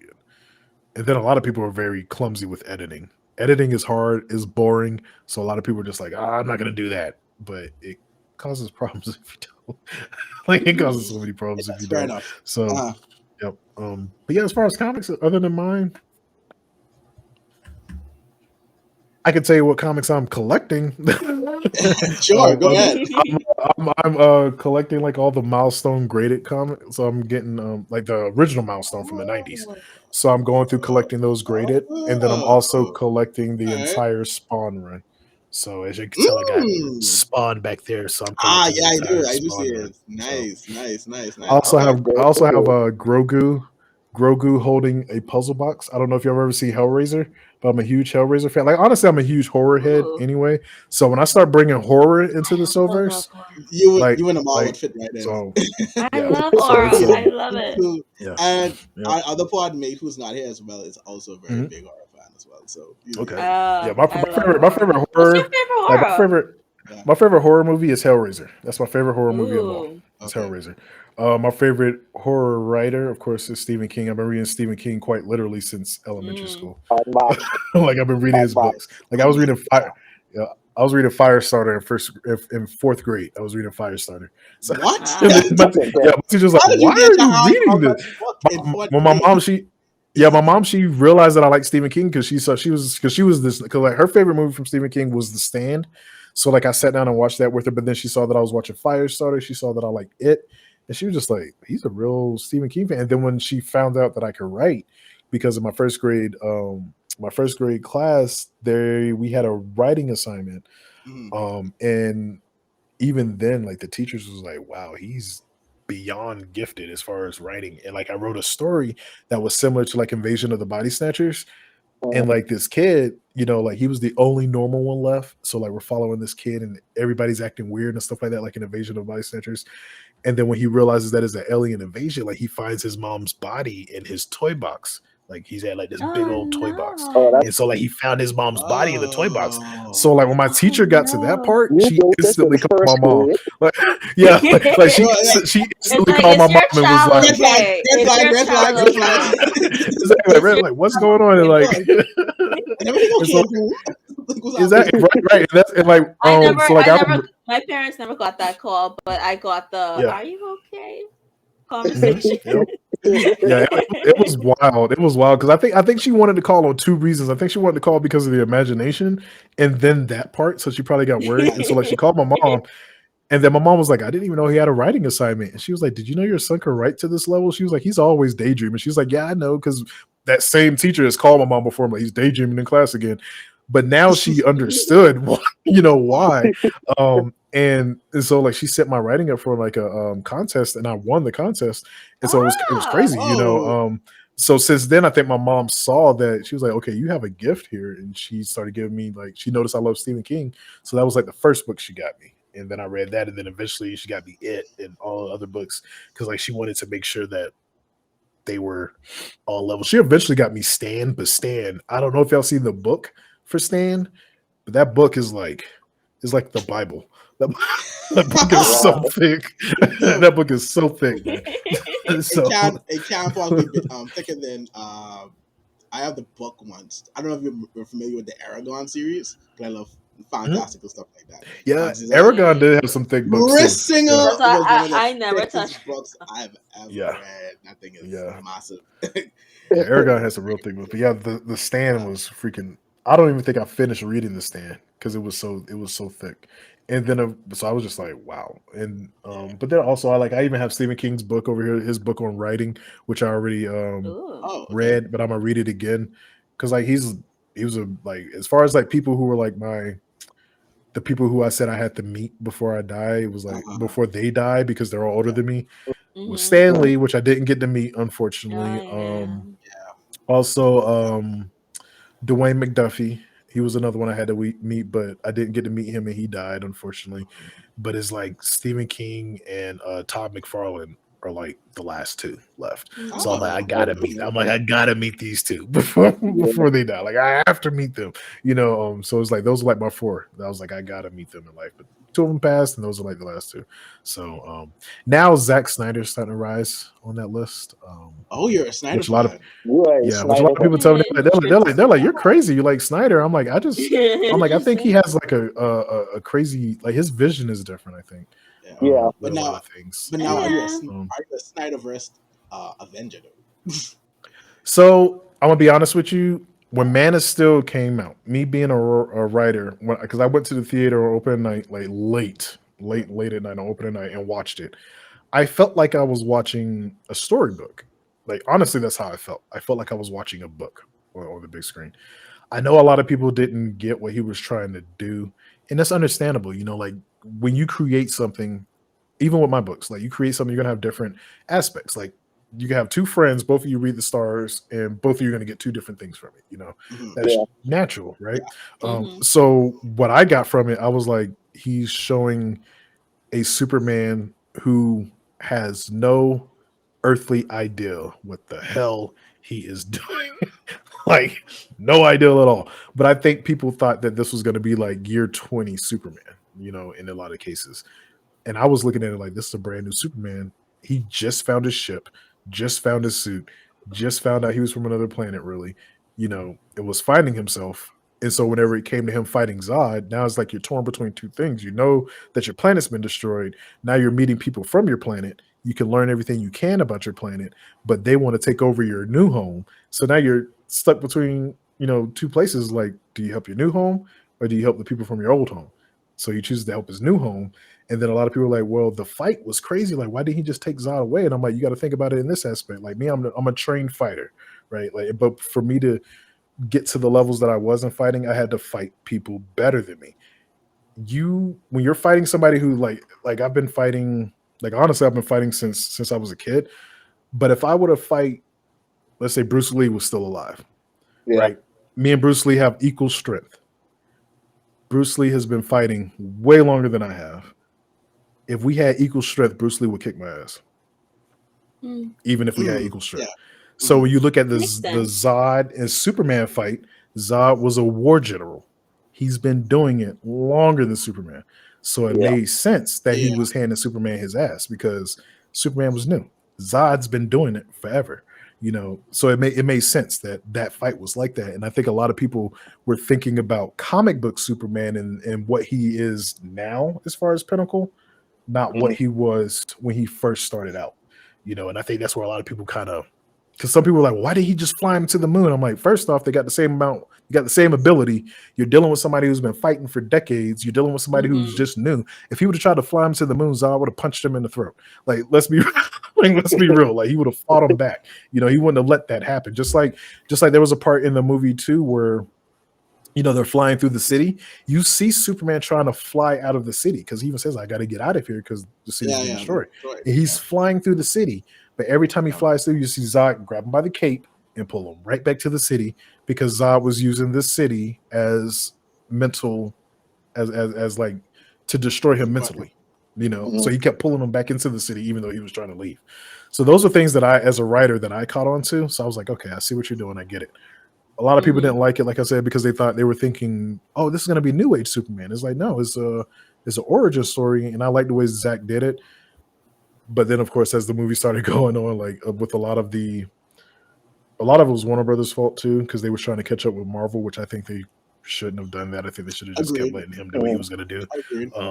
Because when you read his plan and what he had planned out, he had planned for like 5 movies. That's all he wanted to do was just 5 movies. It's going to be Man of Steel, and then he was gonna I think he wanted to do some type of Batman movie, and then he wanted to do Justice League and do a Man of Steel 2, and then do a final Justice League, and he was gonna be done, But they were like, hey, let's do Batman v Superman, and that was a studio trying to catch up with Marvel and all that other stuff, which really messed up a lot of things. What I believe, like I don't think he's coming back. personally. So it's like, you know, I think I enjoy what, that bridge is yeah, burned, because in my yeah, exactly. That bridge is burned, and that's how I look at it. I'm like, if he comes back, he's gonna ask for a stack, and I don't blame him for what he went through. I wouldn't blame him if he was like, if y'all want me back, you're gonna pay me $500 million. I do not. I wouldn't blame him if he asked for that. But I don't think he's coming back, and I'm just enjoying what he did. I just wish they would have let him finish it, and then we could have figured out at the end, did this suck or was it good? Then we could have figured it out at the end if they would have just let him finish it. But I love the dude's fight. Yeah, I love the dude's fight scenes. Like, think about 300, what he did with that. Like, the fight in 300 was insane. You know, so it's like, and that's what I look at, because like the fights that I have on my comics and the stuff that are coming, I'm like, I would love to have his style on those fights, like just to see what he can do, you know, with that. And I've also thought of like Ryan Coogler. He would be one that I would love to probably get on something. Like, I would like Ryan Coogler to do a Yamo Stigmata, to be honest. I think he would. I think he would. He would snap on the Yamo Stigmata, you know, if he did that. So from what you described, I can see that. I can see that a lot. Yeah. So makes a lot of sense. Okay. All right. Yep. Like your insights a lot. Thank you. Pretty dope. Especially to break down the Man of Steel, because personally I enjoyed Man of Steel. I know a lot of people. I did. Most of it was a whole Superman killing thing aspect as well. Yeah, you like it. But I was always a Man of Steel apologist. Now, Batman vs Superman, Justice League, that's a different story. Yeah, but I do think that first Justice League one was like. Have you seen the new one? Have you seen like Zack Snyder's version? Oh, I love that version. I love that version. His version destroys the first one that came. The one that came. I'm like, that his version makes sense. Yeah, it's like everything, like all the questions everyone had in his version, it answered all of them. Yep. They're like, why is Lois out there? And then you find out in his movie is because Lex purposely put her out there. Like, he made Lex look more like a mastermind. In the first movie, Lex looked like a bumbling idiot, like a little kid. But he made Lex look more like a mastermind. And I was like, man, you know. But yeah. Yeah, but like you said, trying to catch up with Marvel, and so that just kind of destroys. So I hope it destroys her. That's why I'm like, this new owner. We'll see. Yeah. We'll see what they do with this new owner. He's canceling everything. Yeah. Every last thing, every single thing, except for Flash. But I understand why they need Flash. Yeah, but it makes sense. It makes sense. Capture out the bodies. He knows where the bodies are. Maybe he is canceling things for a reason, you know. No, he is. He is canceling things to where, in the words of Vicky, quality over quantity. Like, that's kind of like, I mean, I see how, like, you know, MCU is announced like this huge, like when they keep announcing like their huge amount of titles, I'm like, okay, it's like it's a lot, but then how much of all of these are gonna be good? Yeah, well, that's why I like the earlier MCU, like I think up to Infinity War and then last movie, Endgame. I think that version of MCU is gone. Yeah, it is. No, it is. It is. I think people have to realize that as well, because we're moving into a different space and we're telling a different story. Especially with Disney Plus, certain things, right? And we have the privilege of using shows to also flex. So that version is definitely gone. Yeah, that version is gone. So I definitely think it's more so than the first part of the MCU. This part is definitely more of a, you have to wait and see how the bigger picture of everything unfolds. Yeah, I still think like they're too much. That's what a lot of it's going to be. Yeah. And like for me being like like I said, I've been reading comics since I was young, so I'm like a legit comic geek, so like I don't even pick sides. Like, everybody's like, "So, would you like more Marvel or DC?" I'm like, I like both. I want to see both win. Like, I want X-Men, Avengers. I want all of them on the big screen. As long as it's done good, as long as it's done well, has a good story, I'm down for whatever. Like, I'm down for it. Yep. Right. Exactly. That's how I see it. Like, I want to see it all. Like, I want to see it all. Like, I want to see characters. Like, I eventually want them to do a Wildcat. Like, I don't know if y'all have ever read Wildcats from Wildstorm. But that's one of the things that I tell people that Cypher Team is similar to. It's similar to Wildcats, because Wildcats was kind of like, so that was Jim Lee's early creations, whenever they did their whole image thing. So Cypher Team is very similar to that. It's just that Wildcats, they focus more, they were like this espionage team and stuff, but they focus more on aliens. Whereas with Cypher Team, they do fight aliens, but they also fight terrestrial threats, and they're like the special forces team that will kill the villain if they need to, you know. But I want to see, honestly, if they can make every comic, a lot of these comics in the movies, Yeah. I'm game for it. You know, I'm game for it. Like I'll watch it, and my rule is I give it 3 episodes. If you're a TV show, I give you 3 episodes. You don't capture me in 3 episodes, rule. I'm out. I have a 4. You know. I have a 4. I feel like by the I'm You're 3 4? episodes. Okay. I'm 3 episodes. 3 episodes is enough for you to introduce your characters and plot. Yeah, exactly. Yeah. You know, like a lot of people are mad at She-Hulk, but you know what I feel about She-Hulk? She-Hulk reminds me of like it reminds me of like a 90s sitcom. That's what I feel like. Like that's what I feel with She-Hulk. You know, it reminds me of a 90s sitcom. Oh man, and that's what I get from it. That's what I get from it. This part is already long, and I don't want to get started on it, but I feel like a lot of people are being idiots when it comes to She-Hulk and the critique about it. It's what's one thing if you don't like a particular style, but it's another to entirely miss what the show is. Yeah. And exactly. And you're not, and a lot of people aren't judging it based on what the show is intended to be. It's doing what it's intended to do. It's meant to be a certain way and portrayed to a certain way. Yeah. So that's you. I don't understand. It's like it's supposed to be like a fun little lawyer show, like a nice comedic lawyer show. It's sick, and it's doing it well. And I've actually said like each episode has gotten better, but I've legit now the first episode, I would say the jokes didn't quite land as much for me, but the next 2 was like, yo, this is working. They're doing it. Yeah, it felt like their footing. Yeah, it felt like they found what they were. They was like instead of it was like somebody sat down and was like, you know what, this isn't serious because the She-Hulk comics really weren't. Hyper thank you, and that's another thing. So like a lot of wall breaking was in the She-Hulk. Yeah. Yep. So it's like they realized it was like, let's make it more sitcom like, because that's what I feel like. It's not like in sitcoms where each episode is something different. Like you're still telling their connected story, but it still feels like a sitcom.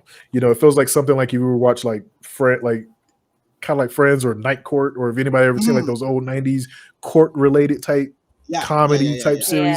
That's what I feel when I see it, like courtroom shenanigans. Like that's as soon as I saw it was like, oh, it's gonna be called She-Hulk, She-Hulk, attorney at law. I was like, oh, this is about to be courtroom shenanigans all day. Yeah, and that's what So when I started watching, I was like, yep, courtroom shenanigans. As soon as they made her Hulk out in the first one, I was like, yep, that's okay. I get it. I know what you're doing. I was like, and I like it. You know, it works. And I like it. And we're getting more. And after the episode 3, we're getting more of what the plot and think of the plot and the villain being introduced and everything like that. But the only complaint that I do have with She-Hulk, like issue, like you said, let's say issue 1, Jesus, right.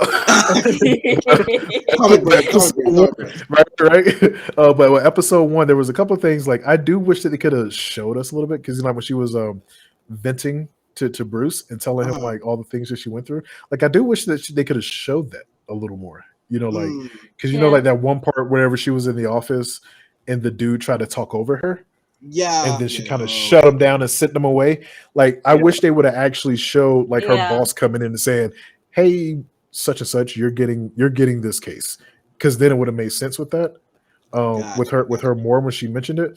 But also I think that they could have done a little more with the accident part. Like I get it, like I said, because I feel like 40 minutes. That's my issue. Actually did the blood. Yeah, I think they could have actually did the blood transfusion like they did in the comics. Like they could have made that accident. Yeah, they could have made that accident bigger. They could have made it where that spaceship shot at the car or something like that. And she got majorly hurt, you know. And then when she got hurt, you know, Bruce is like, oh man, you know, she's gonna die unless I do this. And then he gives her his blood. And then I feel like I think they could have did that. With episode 1. Like my issue with episode 1 was like the pacing. That's how, because I feel like in episode 1, like they sped something, they rushed through some things and then they slow down on things that shouldn't. Like that whole bar scene, like, you know, after the accident, she appears that she went at the bar, and that whole bar situation, I don't think that was needed. I feel like that time that scene took, that could have took to what you were like leading on, saying like, you know, show these little micro parts of where, like, you know, she had to hold in anger or she had to deal with it. I feel like that's the main issue of episode 1 was its pacing. It was. So, but yeah. So since this has been an extensive talk. I didn't even notice the time. Like at the time, it's been a really extensive talk. But Time yeah, flies when you're talking about interesting things. no, for real. And this was a great Exactly. conversation. Like I was saying Mhm. earlier, I appreciate you coming on, especially since No this has problem. been we've been talking about this for a while, and Yeah, I'm we have. finally It was. getting able to do Yeah. it. Again, love learning about the thought process of writing your comics, the inspiration behind Mhm. them, just hearing your growth with them and how Yeah. everything is going on that side. And obviously, I wish you nothing but the best. And I love Thank you. what I've read so Yes. far. I mean, I can't wait to read Thank the you. rest of them. And Thank you. I also, I have appreciate to it. say this: you are also, in terms of guests, the first one that we've had internationally. So that's also a Really? big deal for us. That's awesome. And So so this is my when I first international podcast. yeah. So it's the first for both of us. Oh. Yes. So when I tell you that, Ah. I was very appreciative Let's of enjoy how. that first. Yep. Oh God. Oh God. Thank you. You're Oh, right. You're right. You're right. You're welcome. Your But no, first time definitely. should be a lovely experience. Mhm. This was fun. But no, seriously, when I think I'm very appreciative of how excited you were. Like that was like a Mhm. big like shock just to see your excitement to come on the board. That like put my ears because I was very. Because when I asked SJ about it, I didn't know how your response would be or not. How your receptivity would be to coming on the pod. So I'm happy that you did. This was a very fantastic pod, and we loved having you on. So hopefully, this is definitely not the last, It and won't be. It definitely. won't be. And when we have you on again, it'll be We can back talk when about your yeah. comic has grown even, your series has grown even more, and we'd have a lot more to talk Oh yeah, about. most So definitely. before we go, Mm-hmm. as we are the Otaku Summit, I don't know if you ever watched Naruto. Have you? Yeah, I have. I Okay, watched cool. Naruto all the way through. Naruto's dope. Don't get me wrong. It's just All right, it's one of those it powerhouse is. in it. But, It is what well, it's. Bleach Yeah. kind of was too. Bleach is in the big three, but I like Naruto. Not gonna I mean, honestly. before we go, I do have When a you, question. Oh, go yeah. ahead. Have you watched Full Metal Alchemist? Yes, and What is Brotherhood, your and I do like okay? it. What is your thoughts on that? Because like I know you mentioned Hunter x Hunter, you mentioned Bleach. Just want to hmm oh know. Jesus. Um, I You enjoy at Full Metal church, Omar. Alchemist. There's a lot of parts in there that I felt was very emotional for me. Like one, there was the Chimera one. You know which one I'm talking Mm-hmm. about. When dude turns his fuse his own daughter for his own science. I was like, Um, man, you need to be drug up and Yes. down the street through um, glass and rusty nails and freaking used needles and everything for doing that to her. And then of course there was when dude the captain got revenge for his friend. Like the Yeah. whole and I love Oh, that so much, the snapping. And like so there's things ooh. from anime that I do incorporate. So like if you Uh, like read Cypher Team, like when Raina shows up in issue 2, he does the snap. And when he does the snap, things explode. And that's one of the things like Ooh. I thought was dope from Full Metal Alchemist. I do was just using his powers and just snapping and just said mhm. what was it, lust? Was it lust? Yeah, Oh was it yeah, it was it lust? was lust. both of them. It was He did Yeah, it lost. yeah. It was both When he was of lost. setting It lust was on lust Oh fire. no, and he Yeah, did. envy. He did. so He did do Last lost and and envy. Yeah, lost and envy. He did yeah, too. listening. Yeah, so it was like, so I was like, yo, I was like, that was clean. Like I enjoy like that how you did that power. So yeah, and so there are some things that I pull from Full Metal Alchemist. But like with even with Naruto, like with Kunoichi, like in issue 1, you see her do hand signs and stuff, and then she changes her uniform changes, and then when she jumps Mm-hmm. out of this plane, she does a halo drop. So she's like way up there, and then when she gets down to the bottom, she does hand signs again, and then she does like her dragon breath. So like a lot of her moves, she does through the ninja hand size and stuff like that.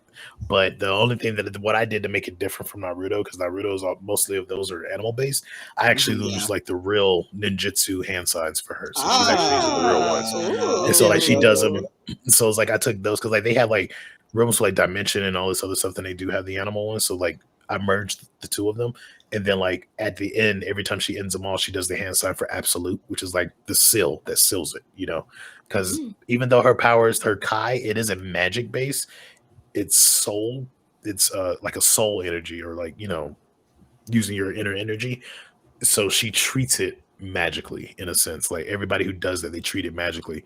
And when they do the absolute part, that's when they in the spell or in the soul conjuring, so that it doesn't continue to pull from the soul. So, but you'll learn more about that as the books go on. So you keep giving me like more and more and more tidbits of what's to come, and I can't wait to read them Yeah. even much more. It's a lot. And then it just makes me mad again that yeah, Temple High ended the way it did. But I'm not going Yeah. back. And just to let y'all know, because I didn't mention this either, and this will be the last thing I'll say, but I've been writing this universe since 2007, so that right there should tell Wow. you That shows. just That shows. how connected. Wow. Yeah. That shows. It's like I said, it's well done, and it shows the time that you spent on it. I would. It's sort of like the show on Netflix called Arcane. How they've been Mhm. writing and produced texts. I think 2050.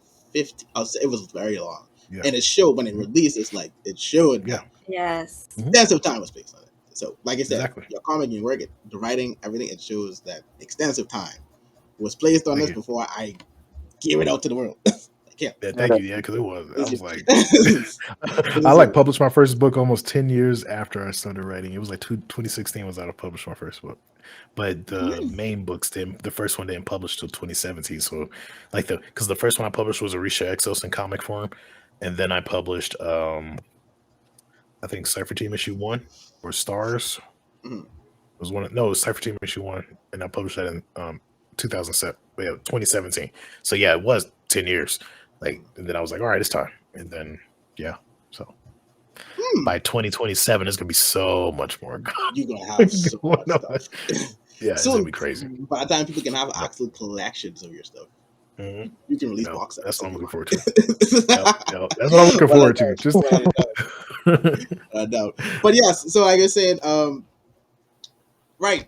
So I was here at the Otaku Summit, and just like Naruto, and they had the Okage Summit, when we end the podcast, in reference to that, and to as a tribute to that, and to celebrate that, we like to end it with a poof.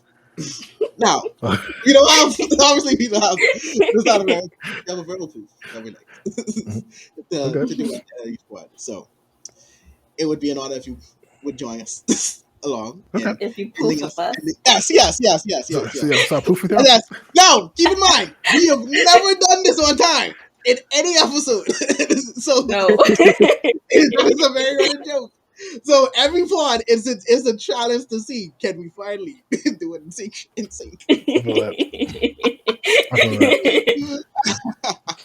So with that being said, this has been another episode of the Otaku Summit, episode 44. And once again, we were happy to have Tara SovereignComics to be on the podcast with us to share a lot about his comics. Definitely. Let the people know where. Oh yeah, your socials. Where to find you? Can't leave without them knowing where to discover all of these comics you talked about, which are really good. So you guys need to check them out immediately. So if you want to visit the store, go to shop.sovereigncomics Sovereign comics.com. That takes you straight to my store. My website is www.sovereigncomics.com. You can find me on Instagram, TikTok, Facebook, YouTube, Twitter, all under @SovereignComics. The best way to look for it, just look for the orange lion head, which is actually a chimera, but look for the orange lion head with the purple backdrop. Great logo, by the way. And we will be linking all of that to the episode when this episode releases. So, with that being said, thank you guys for listening, for watching, however you consume this, and also thank you again, Dare, for being a part of the podcast. My pleasure. We appreciate it. You are welcome here anytime. So, with that, the Otaku Summit is out. Woo!